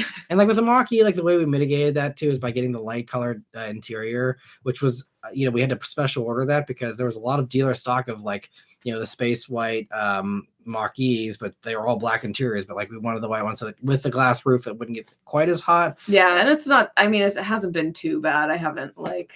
And they're perforated seats too. So like honestly, I think like if you want to keep yourself cool, I think perforation is actually possibly more important than even cooled seats. Because like if you have like straight leather with no perforations or Alcantara with no perforations, like my BRZ had Alcantara with no perforations. I cannot tell you. I mean, any mildly warm day, sweaty back immediately. Like just like maybe it's just the way I sweat, but like it's like horrible. And this not having that breathability, I think perforation is like absolutely like that's actually a borderline deal breaker for me if a car doesn't have perforation. And scene next. Yeah, so there you go. And here. Yeah. So SMD says my wife also wants the new C-Class. It's like a baby S-Class. Yeah, I did have 2 C-Classes. I really loved it. And the new one does look nice. Yeah. I don't know. Did you sit in it whenever we were turning your car in? Because they had one in the showroom. I can't remember. Maybe I did. If you did or not. I don't remember. I actually don't think I've. Oh no, I think I did. Yeah, I think I did when we were like waiting around or something. Yeah. It just. And then I cried. It's fine. Yeah, I also needed so a root canal, so I'm just helped. in a lot of pain. But yeah, you were definitely sad to see that car go. Yeah. And it was just like the timing, and I mean, even the Mercedes. Like the general manager came over. She was like, "Are you sure you want to get rid of this car?" And yeah, she's like, "This is like one of the most beautiful C-Classes we've ever seen spec come through here." And I'm like, "Look, you guys, we want something EV, and the EQB wasn't ready to go at that point in time, and it was kind of an iffy thing, and it was an expensive thing, and you just didn't want another C-Class, and the GLC hadn't come yet, because you were for a while wanting to upgrade from a C-Class to a GLC, but that wasn't ready. I'm like, you guys just don't have anything for us. And I think, COVID kind of screwed that up a little bit with Mercedes in their timeline, but the way the German brands, especially since they rely on those leases, is every 3 years, there's at least a minor refresh to get people into the new one. So they feel like they're making an upgrade. They're not just keeping the same car, and I'm like, you guys, you don't have anything for us. The C-Class was just barely coming out on the scene, but that just didn't fit what we needed. And, at the end of a 3-year lease, there was no new GLC, EQB wasn't ready. So it was just Mercedes just kind of dropped the ball for our very specific needs and our expectations. And it was also the price too. At that point, we were kind of looking to, cut back a little bit because again, the channel had started to decline at that point, and was it's just something we couldn't justify, leasing something that expensive anymore. So we wanted to save some money a little bit. And so with the Mach-E, even though it was close with MSRP, with the other savings of no oil changes, because we were paying $400 a year for the yearly Mercedes service, and on the off years it was $400 for the first for service A, and the service B was $200. No, there was one that was even more expensive. Anyways, but regardless, yeah, it just we wanted to be done with all the expensive maintenance and gas and all that stuff. So that's kind of where we made up the money there. And Joe says, wait, what roads are y'all driving on where your heads are smashing against the headrest? I don't know. I think I just had my head on it, and I was like, oh wait. I was like, oh, this is pretty nice. I don't know. I wasn't anything. It just happened to I think I don't know what happened. Honestly, and I can say driving on a regular road whenever I noticed. Even in the Bullet, it has actually super soft headrests as well. Anyone who owns a 2018 and newer Mustang can attest to this as well. Those are super soft too. And for me, it's honestly kind of just nice on a long road trip to just put my head back and rest it there. Not I'm trying to go to sleep or anything, but just rest your head on the headrest. And when it's soft, it's nice. So I think that's kind of part of it for me that is appreciated. But Jordan, thank you so much for another super chat. He says, Matt and Beth, after Mach-E, what would be the ideal family vehicle for your life at this moment, attainable or otherwise? I don't know. Macan EV for unobtainable, probably, right? Yeah, I think that would be fun. And I mean, it doesn't have to be an electric vehicle, but I still just for me, that's what I like. I just like the immediate power, and it's literally nothing other than that. It's not it's not political. It's not anything about I don't want to drive a gas car. It's not I want to save the world. It's literally none of that. It's just that I just like how it drives better. So probably something that would be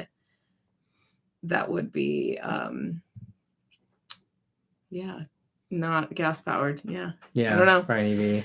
I mean, I think, another one that we really like that, now with incentives and stuff coming down to make some of these prices a little bit lower, she loved the Genesis GV60, GV70 electrified. I haven't driven, but I've heard great things about that. And we love the regular GV70. So that with an electric powertrain sounds like it could be a pretty perfect car, at least in my mind.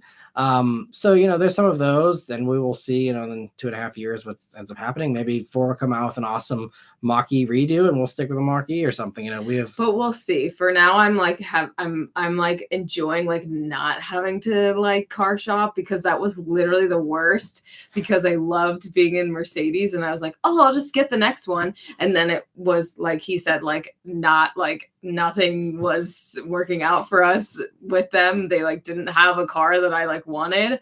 So that was like so hard and so stressful. And then trying to figure out which one I would want. Like I was just, yeah. So I'm enjoying my like bliss of like not having to car shop right now. And I know that's probably depressing to all of you. So I'm sorry. I mean, I think a lot of people though, like, yeah, it's a pain for a lot of people. And like me, I'm always like, car shopping. It's fun for him, Yeah. but then like sometimes he's like, oh, but what about this one? Have you thought about this And one? then she's And like, I'm like, "Stop." okay, nope, that's too much. Yeah. So speaking back to Isaac's question, that's the one thing that I do annoy you with sometimes is I'm like, so like, what if like there's like this that comes out in like 2.5 years? Like, would you want to like, and I'm always like throwing options at her, and like that's not helpful. And sometimes it's definitely fun to shop, but sometimes I'm like, all right, that's enough.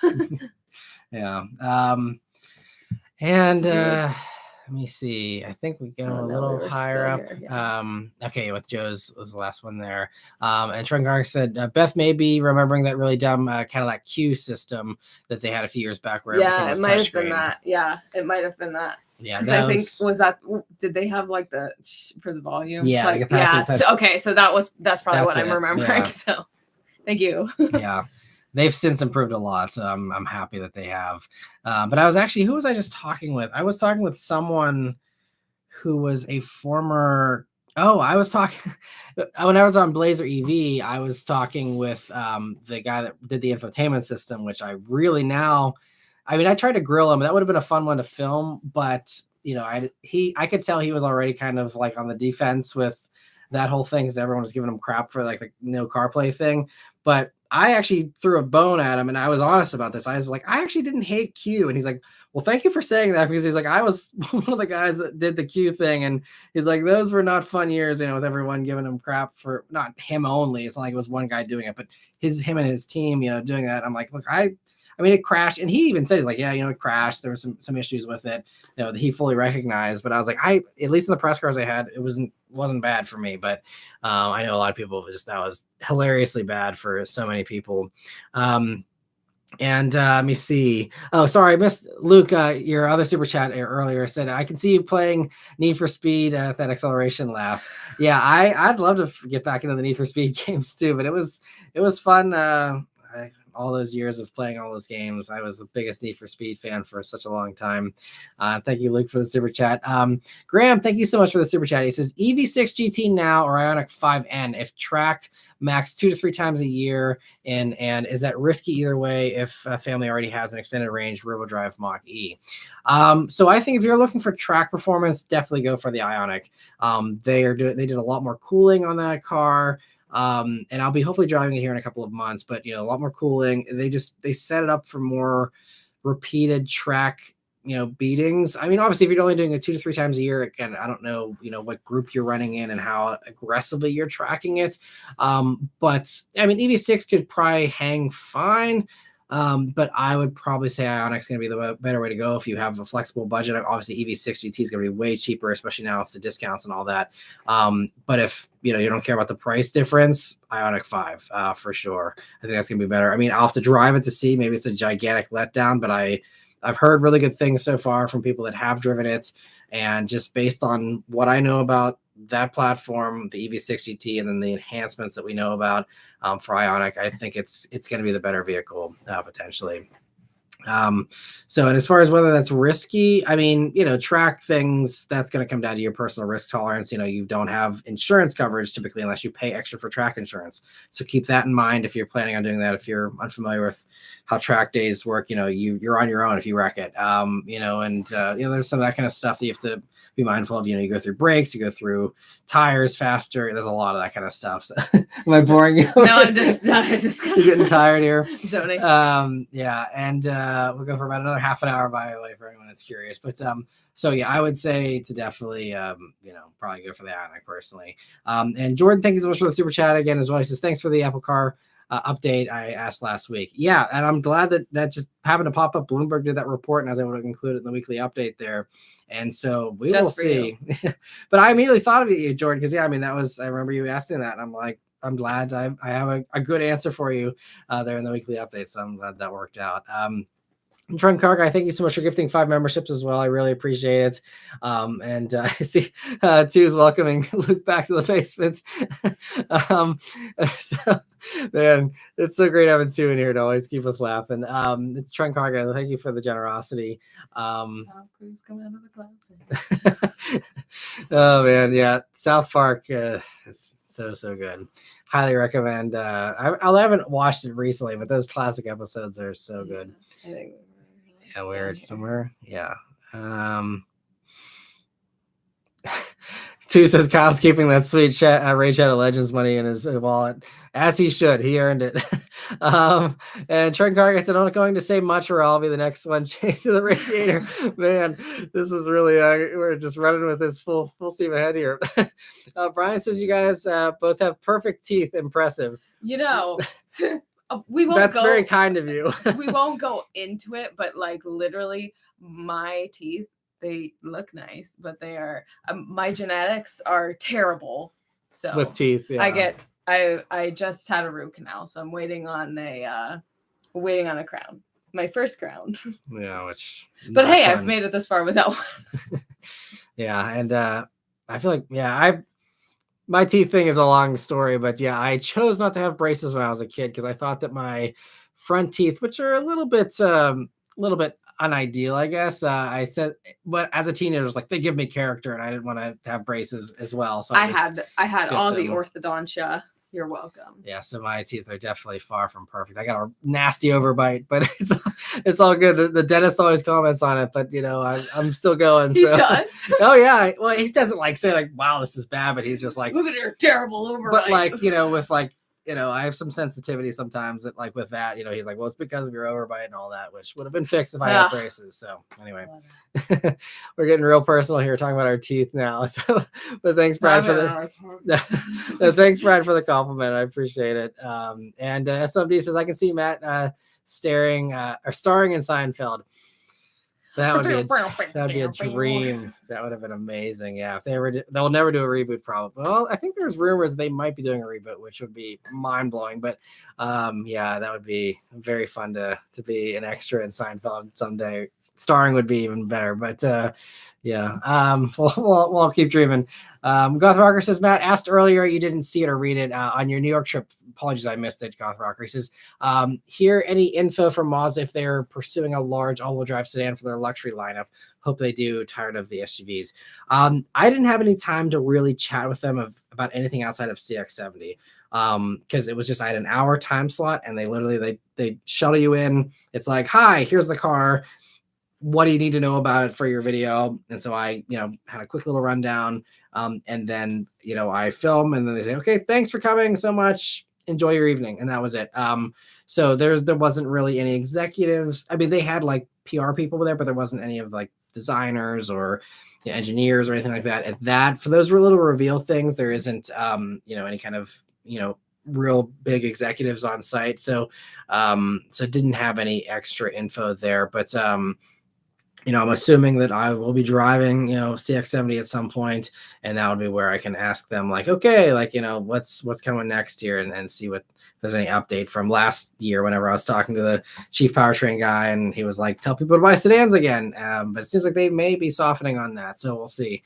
And let me see. SOD says, Beth said it doesn't matter if you win by an inch or a mile, winning is winning. Do you know that reference? Now I'm putting you on the spot. No, I don't. She does it. That's a Fast and Furious reference. Okay, that's what I was figuring, but whatever. Yeah, it's been a while since we've watched the first one. And is it the first one? Yeah. Okay. I can like recite every line. That was what it was, but not. I didn't figure it was the first one, but I figured it was Fast and Furious. Yeah. Somewhere. But it's a good one, SMD. And let me see where else. Brian says, I heard GM has some holdups on Blazer EV due to some fixes. Did they also put a stop to Silverado EV? I don't know. I don't think so, because I recently asked for a Silverado EV press loaner, and they said it's coming eventually, but it's not ready yet today. No, you're fine. So they wouldn't be loading them out if they had a stop sale on them, because I asked them about, I want a Blazer to try for a week to see if I can live without CarPlay with using their integration that they swear is, almost as good. And there's no word on getting a Blazer because I think that stop sale is still in effect. So going to be a while before there's any more coverage on that. But I'm definitely looking to do a follow-up on that as well. Oh, and of course, Tim, sorry I missed your, thanks, Beth. He says, thoughts on the Hornet. You can watch my Hornet review, and then especially the week with video I did in the Hornet. That'll give you all my thoughts on the Hornet. But is there floating hair? A cat hair, yeah. But Hornet, I think, is a really good value if you go for the base one. Because if you want the most horsepower in that segment, Hornet's it. And at that actual, 32-ish thousand price point, it's justifiable. But I mean, all the press cars I had were like 45 grand and stuff. And at that point, you have to be crazy to go for something that expensive, unless you're a Dodge diehard fan or you got an insane discount on it, which I think is going to be the most likely way they move those expensive ones. It's just, there's just a lot of better things out there. If I was shopping in that segment, I'd probably go CX-30 Turbo or something like that before I'd go Hornet. So, but yeah, Hornets, I admire their attempt, and I think maybe with some refinements, Hornet could be better, but it's fine. But it just had a lot of glitches in these early ones, at least. Hopefully they fix that as well. But I didn't have a great experience with the glitches and stuff, so that would kind of make me, weary of those and a little bit, nervous about the long-term reliability in those. And Trent Cargus is speaking of 50s cars, saw a 56 Bel Air the other day while I was running errands with family. Nice. That's the nice thing about living in Arizona, you get to see that nice stuff all year round versus me. Like, I never see a classic unless we only get like 3 months out of the year. Yeah. I mean, there's a decent amount of people that drive them, in the spring and the fall, but in the wintertime here, you don't want to put it in the salt. So I'm not seeing any of that stuff in the winter here, but all right. Here, you want to take over? Well, he said some other stuff too. I don't want to miss. Oh, sorry, Jordan. I just didn't want. It's so hard to keep our place. No, it's not. With the other things, but thank you, Jordan, for another super chat. He says Tesla plans for the Cybertruck to function as a boat. Do you see Tesla products in the rally segment? I didn't even know that they were doing the boat thing. I saw a picture, but I thought that was a joke. I don't want to, again, I haven't driven Cybertrucks. I'm going to try and be, objective until I know for sure how it is, in my opinion. But I can't say I'm excited about Cybertruck or a fan of it necessarily, just, again, based on what I know about it. Again, if I ever get a chance to review one. All I can picture of it is it rolling. Sorry. Rolling, why? Just because it, won't. The shape, yeah. Yeah. At least it's bulletproof and shatterproof, possibly, or whatever. I don't know, but I mean, as far as Tesla's plans and stuff for the future, I mean, we will see what happens with them. I mean, I was just talking to someone about this just actually this morning on my 4 a.m. shuttle, where we were talking about Tesla stuff, and I'm like, I really think a lot of people are thinking they could someday just become a battery company if they can't churn out stuff outside of these oddball things like the Cybertruck. I mean, if they can't, compete with the legacy automakers that do refreshes every few years and keep the styling fresh and keep the features, fresh, if they can't do that, I mean, yes, we have the new Model 3 finally, but even that's, a mid-cycle refresh at best. They're just very slow with updates, and they have no PR department, so there's no, support there as far as marketing and stuff. So it's just, I don't know. We will see how it plays out for them, but and also, I just going to come down to Elon and what he ends up doing, or if he can step away and let the company be its own thing or not. I don't know, but there's that's the biggest wild card. Regardless of the company and the products and stuff, it's just Elon and how much he wants to meddle with it. The Stud Muffin, thank you so much for another super chat. He says, which car brand do you both feel needs the most help with improving their interiors? Also, let's hope the Detroit Lions win the Super Bowl so American cars keep their V8s. Yes, I know that game was happening, so I appreciate anyone who decided to hang out here. And, I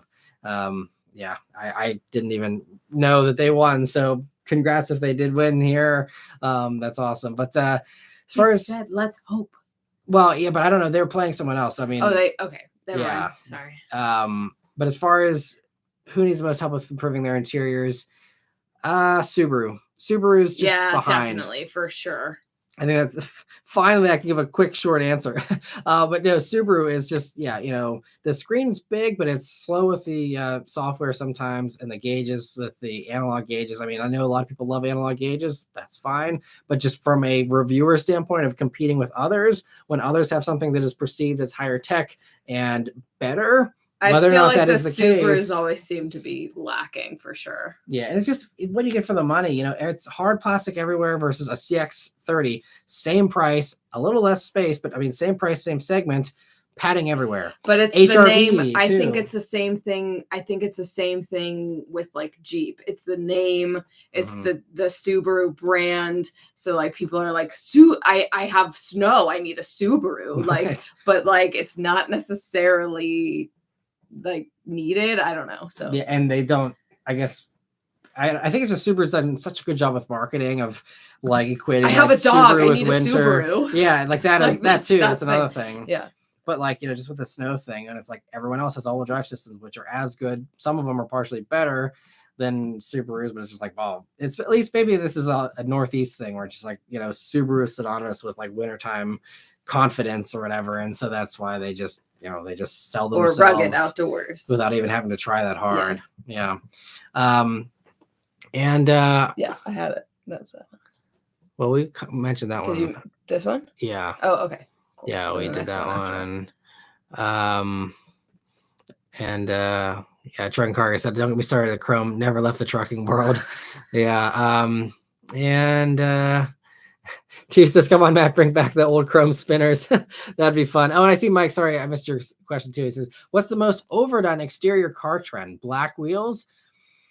Gold wheels. Gold wheels. Oh man. Gold wheels. I hate gold wheels. I don't like them. Oh man. This is unpopular opinion over here.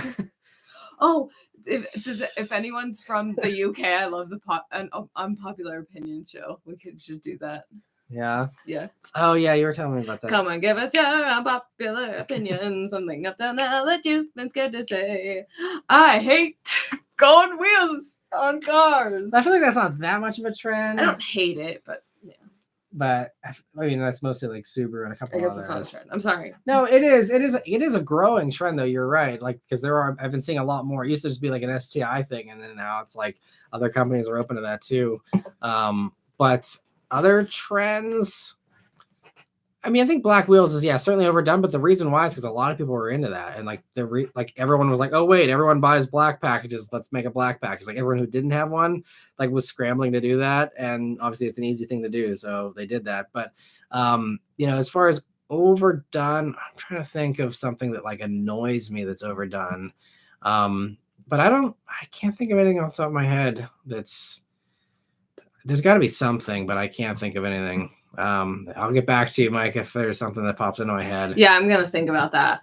We'll get back to you. You'd probably I've definitely got stuff. I just have to think about it. Yeah, so we'll get back to that. Cars with Tim says, "What if Matt doesn't take a shower?" I don't know if that was talking about like the scruff or something. I don't know. No, he takes a shower. Oh yeah, yep. Yeah, I like can't handle like not showering. Like I know like he's got Italian skin, so he's just like greasy everywhere. So yeah, it's other people can get away with it better than I can, but yeah, the Italian skin is definitely not helping me to skip showers. It's for sure, and that's why like I don't like camping and stuff. Maybe another unpopular opinion, but like because I don't like feeling like gross, and I know that's maybe like a minor OCD thing. I don't know, but it's just for me. I can't handle being gross. And let me see. Luke says, would you take a C7Z 51 2LT or an SS 2SS 1LE? That's too many letters and numbers. Yeah, set up password. Leave the GM to do that stuff. Yeah, that's But anyway, so wait, I gotta think about this. I would go. So trying to choose between the two is really tough. I think it's going to come down to what exactly, do you need a back seat? Do you need, do you need better safety? Because Camaro is definitely better in that regard as well. Again, not things most people probably care about when you're shopping for those two. It's just my silly brain going to like safety and back seats and stuff. But no, I think as far as an enthusiast vehicle, what is the more thrilling vehicle? It's the Corvette, and it's also the more practical one with that hatch too, I have to say. And the C7s are really solid value. I'd say C7 is going to be the more fun car. It's more purpose built. Obviously, Camaro is still amazing with that platform, but C7 is just going to be the more raw, more extreme car, I think. So, yeah, that'd be the one for me. Is back. Oh, thank you so much, Jordan, for another super chat.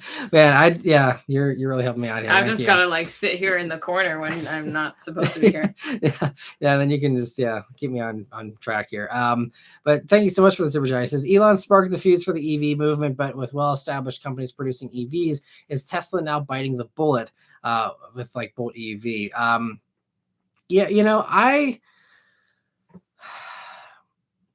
I think it's just Tesla just hasn't they haven't what's the word I'm looking for, not capitalized, but they just haven't followed through very well, and so executed is the word I was thinking of. So they're not continue they're not it's just they have all these great ideas. They promised the new Roadster 5 or 6 years ago. The Cybertruck was something that took forever. The Semi took forever, and still is like iffy, I think, right? So I mean, there's just and that's what legacy companies like. They know how to like produce products in a timely manner and stick to those timelines most of the time, and make them with a high quality content most of the time. And just this is the thing. Like it was easy for Tesla to dominate the EV space when no one cared to compete. But now that everyone's caring to compete, Tesla's got to bring their A game, and I don't think they are. And I think that's why you're seeing them do the aggressive discounting and, selling out their one key advantage of the supercharging. I mean, that's a cash grab, and they wanted that government money to open those up. And so they did that. And, that was the number one thing was, for years, I was like, if you do a lot of road trips, get a Tesla. If you don't do a lot of road trips, there's other options. But now you can't argue that. There's no advantage to a Tesla, honestly, in my opinion. Everyone has already matched them on everything, and in some ways exceeded them with Super Cruise being better than autopilot, being an actual hands-free system with Super Cruise, and even Blue Cruise in the Mach-E that we have is hands-free. You can't technically do that in your Tesla. So I think those are the things that Tesla's just, they haven't innovated as fast as they needed to, and instead they're wasting all their brilliant engineering minds on making stuff like the Cybertruck. So it's their choice, but I don't see a great future for Tesla, if I'm totally honest. But we'll see. And thank you so much, Jordan, for the super chat. And Linda, thank you so much for the very generous super chat. That's so nice. Yeah, belated birthday gift for Beth. I love hearing your opinions. I don't like gold wheels either. Yes. You're not alone. It's not just me. Yeah. I don't know. It just looks tacky to me. I see also Cars with Tim says, Tesla PR hates journalists. Wait, Tesla doesn't have a PR department. Yeah. That's very true. And it makes it tough to try and get an answer on something if you're actually trying to like do fact checking or anything. Like they can't help you out with that stuff. So it's it makes it tough to even review them, report on them. And Jason Camisa talked about that with his Cybertruck video whenever he went on the Matt Ferris podcast as well. And so Two says Matt doesn't let the basement dwellers take showers. He just has Trent Carter hose us off. Oh man, this basement's getting more and more grim by the day. Matt uses all the water. Do you know? Here's an inside thing. I'll give you the tea.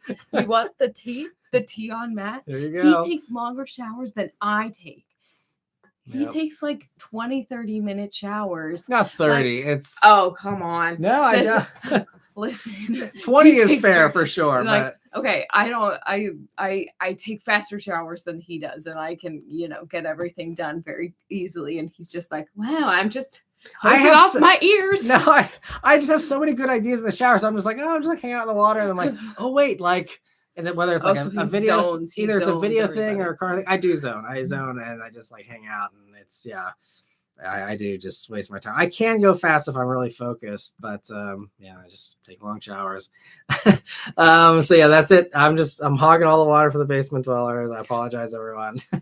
And Jonas says, speaking of Studebaker, one just popped up on Facebook Marketplace. And yeah, I always every once in a while just see what's out there. But there's a lot of people that just are the I know what I have crowd that just want way too much money for their classics. But if you are a classic lover like myself, Jonah, I think I don't know how old you are, but I know like for me, I'm going to be 34 this year. It's like I'm just biding my time because literally like me and 5 other people. Yeah, I'm doing that. Me and 5 other people are excited about 40s and 50s cars that are like under the age of 40 probably. And so like, a lot of the people that are into that stuff are older and they are not going to live forever. And if no one wants those cars, then the values are going to, I mean, some of them will go to museums, I guess, but the rest, something's going to have to happen to them. And I am going to be ready and waiting, hopefully with some plot of land that's covered so that I can snatch up all these things for pennies on the dollar, in the future here, hopefully, because so I'm hoping that my time will come for classic car ownership. He keeps someday. Coming out like Homer. Then going back into the bush. He's like, are they here? That's me. Yeah. Yep. And Jen also says, I sat in a CT5 Blackwing and it was beautiful. Yeah, they are. Oh man, I love that thing. I think there's a manual one floating through the press fleet, and I did the automatic, but I should probably just reevaluate the manual just to refresh my memory. There's some vehicles like that where I just find an excuse to do another video on it, even though I know I've already covered it and said everything I needed to say, but I'm just like, I would like to drive this car for a week. And so that's something. It's actually kind of funny. What? The T. What? Oh, yeah. Well, I mean, there's very rare opportunities where that actually happens. But speaking of that, GM offered me a C8 Corvette press loan, and I'm like, I really want the E-Ray, and I just did the Z06, but I'm like, I don't think I can actually do any more coverage on the C8. I'm like, I'd love to have a C8 in the middle of winter on snow tires. That sounds like a hilariously good time, like it was when I had the convertible a couple years ago in the middle of winter.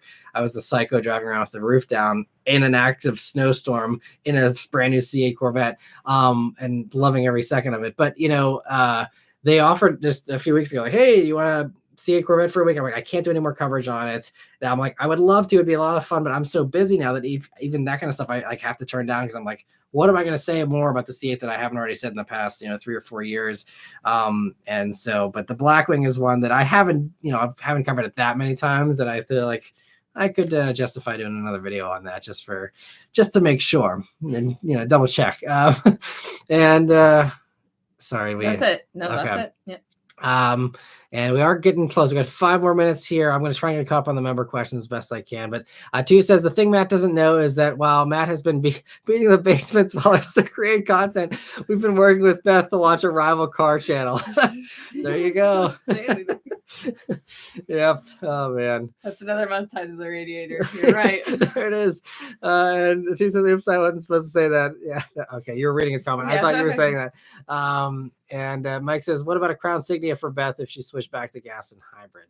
Do you know about the Crown Signia? I don't. Yeah, so I filmed that back in the fall. And I'll be driving that this spring or summer, I think. But yeah, we don't need anything that big. A compact SUV would be fine for us. So like a next gen RAV4 or something, would probably be totally fine and big enough. But I feel like if we're gonna go Toyota crossover, we just go RAV4 Prime. Brian's saying Volkswagen ID Buzz. That's a fun one. Don't love the Volkswagen infotainment system still though, and just Volkswagen stuff in general with the interior and everything, reliability, all that. So I'm excited for ID Buzz for other people. Personally, I'm not looking into that as a potential for us down the road. And let me see. Luke says, I got my basement waterproofed and sprayed ducted mirror repellent. That's a good one. Brian says, how about a reaction video of your wife watching your first videos just starting out on YouTube? Oh, that's cringe. Yeah. Yeah, I remember. There you go. I remember him saying, like, me being like, well, what are you doing? He's like, I have a YouTube channel, and I watched the video, and I was like, huh, okay. The truth comes out. Yeah. I was just like, oh, okay, that's interesting. That's what he does. Sounds good. Yeah. But yeah, that'd be, that would be a fun reaction video. Okay, yeah, we'll do it. Well, don't make promises. Sorry. I mean, yeah, because I still need to do like the video on. All right, okay. I still do that video I posted at the beginning of the year about me doing a video of me being a detailer back in high school and college. And so I need to still do that one first, and then maybe we do something like that too. That could be fun to revisit some of that stuff potentially. Ooh, another nice teeth comment. Thank you. Yeah, thanks, Jazz. I appreciate it. And B. Mitchell says, late getting on board tonight. Just got back from the Arizona Collector Car Auctions. Even got a chance to play with a dark horse at a Ford media event at Barrett-Jackson. Oh, that's awesome. Cool. Yeah, I'm hoping to get a dark horse for a week here this year. We will see how Ford does the press fleets around here. They're not great with our fleet in particular, so we'll see what happens. But I'd love to try one out. And says, I was at the Rolex 24 this weekend. Such an amazing event. Got to see a Singer 911 up close, interior engine bay, and a startup rev. What a car! Yeah, those are incredibly impressive vehicles, and it's awesome. You got to go to the Rolex 24. That's awesome, and I hope you had a good time. It sounds like you did, obviously, but I saw some other people were there. I think Joe Rady was there and a few others, so I'm glad you had a good time. B. Mitchell said, so if Beth is on the stream tonight, is the Youngin Garden 2 in the basement? Yep, yeah, she's very much asleep right now, snoozing away there. And 2 says, of course, RAV4 Toyota Shill. Yep, busted. And Jordan, thank you for a super chat again. He says, once Tesla's popped up the major competition, started producing more EVs, Elon caused a movement, yay or nay? I think absolutely, yeah. Elon was what popularized the electric car. No one was excited about those before then. And I don't know. I mean, maybe people would have come around to it eventually anyway, just because of, the climate stuff, pushing that direction anyway. And that being something that, a lot of people, think needs to be done. So I don't know, it probably just would have been, a few years behind, versus Tesla spearheading it. But I think Tesla did make them cool. Would they be viewed as being cool? Would they just, I think, being engineers, they would probably have just made them the most efficient as possible and not try to make them super fast. And I think that was the Tesla mark that will stick around for a long time is performance EVs. Would we have had performance EVs? Probably eventually, but would that have been, would Porsche's first EV been a Taycan? I mean, yes, they're a performance company, but maybe it would have just been like an electric Cayenne or something, just to reduce their emissions more. I think that was the performance, for all of Tesla's flaws and Elon, being who he is. I think that making EVs cool is definitely one of the brighter spots of their legacy. I think that will last, in my opinion, for a long time to come, especially for us enthusiasts, because it could have just been, 1970s all over again and just everything being neutered and slow and efficient. And that was the only focus. But like, we have fun EVs. That wasn't a guarantee, I don't think, 10, 15 years ago. And so I think that we have Tesla to thank for a lot of that. And so that is one thing that I think definitely, made a huge mark and will continue to do for a long time. And Luke says the Lexus TX is the Texas Lexus. Yep. There's so many journalists that made that joke too. And even, Toyota and Lexus kind of indulge in that as well. So, and Cars with Tim says, will you guys review the Cybertruck if I can get my hands on one? But we will see. Yeah, I'll roll it down the hill. Then it goes. It won't roll. Anyway, sorry. That's the only thing I have about the Cybertruck is I have not seen the interior. I have not seen anything. I have not heard too much about it. But every time I see a picture of one, I just like want to roll it down a hill. I like forward down a hill, not like sideways, but like end over end. Yeah. Over end. That's for real. That's my only thought. And Cars with Tim says, CX90 or Volvo XC90? CX90 is just far fresher. XC90 is so old at this point. XC90 is good. I mean, it's still a nice thing. Just the infotainment's not as good. Space utilization isn't amazing. So I would say CX90 just to keep it brief. I'd say that would be my pick. And of course, Tim, if you're really trying to figure out as far as car buying stuff, feel free to send me a message. I'm more than happy to get more context from you and give you a really comprehensive recommendation. And that goes for anybody. Feel free to always send me a message. Okay, he says M5 or EQ 3 AMGs or Panamera Turbo S. I think you mean EQS AMG. So between all those, I mean, M5 is probably going to be the most fun in my opinion. And just is kind of the thing that does everything. If you watch my M5 review, I mean, I was mind blown by that car. EQS AMG, I mean, it's fast, but I'm not still in love with the EQSs. And then Panamera Turbo, I haven't driven the new turbo, so I can't say, or any of the newer turbos. I like Panameras though. Yeah, but I know the old ones really felt bloated to me. Hopefully they've improved that, but I think M5 just felt sharper to me based on, again, the limited experience I have with old Panameras. I'm trying to work on Porsche this year to see if I can, maybe get some, trying to see if I can, someday get some press cars from them or go on launches and things like that. We'll see. And Trent Cargus is, I could say things about the Cybertruck and Elon Musk as a whole. I think we all could, give our opinions. It's a very opinionated thing, I'm sure, for everybody, but I'll try and stay middle of the road here and walk the line.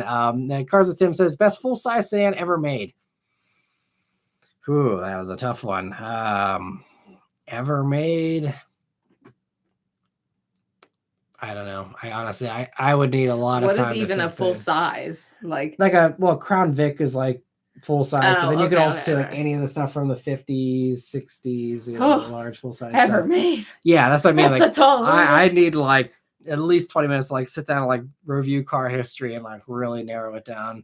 I can't even venture a guess. To me, honestly, it's just too hard to say off the top of my head. And Brian says Rip Lions, so maybe they didn't win. I don't know. Maybe it's still happening. I don't know. B Mitchell said the Lions did a Vikings tonight. I don't even know what that means. So I don't follow sports.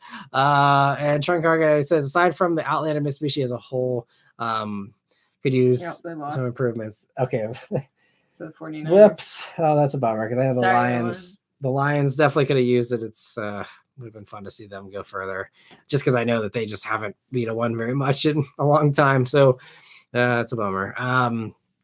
And Cars of Tim says Ford Escape is utterly disappointing. Agree. I don't agree, actually. Funny enough, I have a Escape plug-in hybrid right now as we speak. Yes. And but even like it's tiny though. It's tight. I mean, it's small. Yeah, some of the bigger compact ones, but I actually think that Escape is kind of underappreciated, in my opinion. Maybe that's an unpopular opinion, and that's fine. But I don't have any glaring issues with the Escape, and there are some other compact SUVs in that segment that I do have bigger issues with. So Escape certainly doesn't stand out, especially, I mean, styling is pretty bland and all that. I mean, the refresh, I think I have to say, does look a lot better. But yeah, I have nothing against Escape. I think it's fine if you get a good deal on one and it undercuts the competitors that are better, in my opinion. Then sure, I think Escape's fine, honestly. And especially if you get a hybrid one. I mean, that hybrid system's been in use in those New York City taxis, and I mean, they've got hundreds of thousands of miles. I mean, that's very proven hybrid tech. So as far as reliable hybrids goes, I think the Escape's actually just number 2 to Toyota. I think if you want a reliable compact hybrid SUV, I think actually Escape's a really solid choice in that regard too. And Jordan, thank you so much for the super chat again. He says, Matt and Beth, please always keep the live chats going. Yeah, we'll definitely keep doing these, and I'm glad you guys enjoyed having Beth hanging out here. I know we are over time, so we're getting close to cutting up on member questions here. Almost there. Let me see. Cars with Tim also says Ford Sync sucks. Hot take. Don't agree with that one either, but that's okay.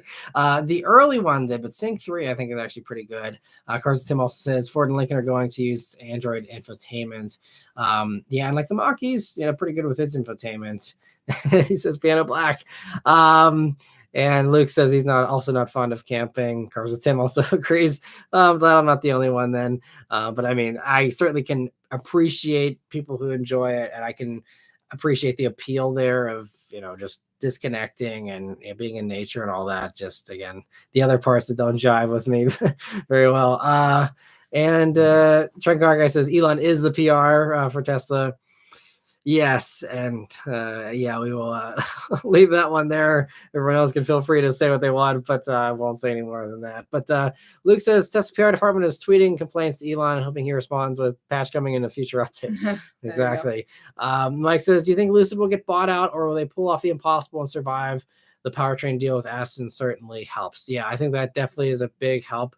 I think the best thing for Lucid would be for Apple to buy them. And I said this in the weekly update, I think, and just have Apple, do that for their Apple car, just, redo a Lucid and call it a day. But otherwise, I mean, I think Lucid has a really solid product. Their efficiency is fantastic with the battery pack and just the motors and stuff. I think the styling's great. I think that they're really creative with their space utilization and stuff. And I feel like as a brand, they do kind of line up with like Apple kind of ideals in a lot of ways, which is why I feel like that's kind of a match made in heaven. So we'll see what happens. But I don't know. I wish I had a crystal ball because I would love to know ahead of time to, either buy or, put options on Lucid if, it's one or the other. But, I mean, I have no clue. I'm optimistic that I think they will pull through just because they have a really solid product, it seems, and they're doing good things. All right. And Stud Muffin says, it's okay, Matt. I like to sing in the shower. So I'm glad that I'm not the only one taking longer showers. A Silva says, great to see you both. I just ran into a few Super Deluxe fans in a parking lot showing off their cars. Had fun chatting with them. Gave you a shout out. Well, thank you. I appreciate that. It's always fun meeting other fellow WRX fans or former WRX fans. It was actually kind of cool. Quick little side tangent here. I will go on. It was fun. I was on this Lexus GX event just yesterday, and someone came up to me who was there reviewing the GX, and they had a new channel, or not super new, but anyway, they came up to me like not to be weird, but they're like, you're actually like kind of one of my heroes for like doing this channel. He's like, in college, I was watching all your WRX videos. I wanted a WRX, and like, I was living vicariously through you and your videos. And I was like, that's super cool. And like, obviously he's now gone on and done a bunch of videos. I will have to, the name, it escapes me his channel name. Maybe I'll mention it in the next live stream and look it up. I just subscribed to him this morning, but I already forgot. But anyway, it was really, really cool. But he's, it's so funny how so many of us have kind of like grown up together. Like we all were super into WRXs in our college years and later. And then, all kind of have now, had families or, had evolving interests and, turned into other vehicles that we're more into now than WRXs, but it's always fun. Cars with Tim says, are you guys extroverted or introverted? I think I'm an introverted extrovert. Yeah. I'm pretty much an introvert through and through, surprisingly. I know you would think doing lives, talking to tons of people and doing, the channel and all that and all the events that you're very social and stuff that I wouldn't, be an introvert. But like, I like being a hermit, a good bit of the time if I can. Yeah, we're definitely we're definitely homebodies. But I also think like if I'm in a social setting, like I'm totally fine, but I'll need like some calm down time once I get home. Yeah, like I think our social batteries get depleted pretty fast. And so yeah, definitely introverts, I'd say. And Two says good night. So thanks for signing off too. Thanks for joining us here. And sorry, I missed the other super chats here. Jordan, thank you once again. He says, Matt, this is super chats. Yes, dude. Thank you for all the support and for everyone's support here tonight. And Two, thank you for the super chat as always. Says Apple Car, no windows. Yeah, maybe just for you. They would have no ports, and yeah, it's the official basement car, be an Apple car with no windows, and as long as they put a radiator in it, then we're set. So, thank you too for keeping us laughing here. An Apple car, but you only have an Android. You can't have an Apple phone. Yeah, you just have an Android. So no, because you can't plug it in or anything. Because if it's an Apple car. Yeah. Then like you can't. We have to have a million dongles and all that kind of stuff. Yeah. All right. So yeah, I think we are all caught up on the member questions. I apologize to anyone didn't get their questions answered. It's not a member here. Definitely make sure you have your gifting on because there's a lot of people that do the membership gifting. Kyle and Truck and Car Guy, and if you're not able to do the memberships on your own, definitely make sure you have that gifting on. Hopefully, eventually, you will get one of those gifts, and I will be able to answer your questions. I always love answering everyone's questions. If you have any burning questions, feel free to, always send me a message. Again, all my social links are in the description there. Always happy to chat with anybody about car shopping or just anything that you'd like my opinion on. So anyway, thank you all so much for joining in here on this live stream with us. And thanks for all the fun questions and comments. And we'll see you guys in the next one. have a great week. Lots of exciting stuff again. CX70 this week, GX coming this week. Stay tuned for all those videos. And I also am going to be doing those little live stream clips. I'm going to try and start doing some of those here this week and putting those in from the last live stream before the Beth introduction of last week. So I got a couple there. And let us know if you want me to come back. I don't have to, but it's fun to chime in every once in a while, but then I can just like chill. Yeah, I think this was a good balance. We had some car chat and we also had some personal stuff. So it was a little bit of both. So hopefully you guys all enjoyed it too. And thank you all once again very much for watching. Have a great week. Yeah. And we'll see you guys on the next one. Take care.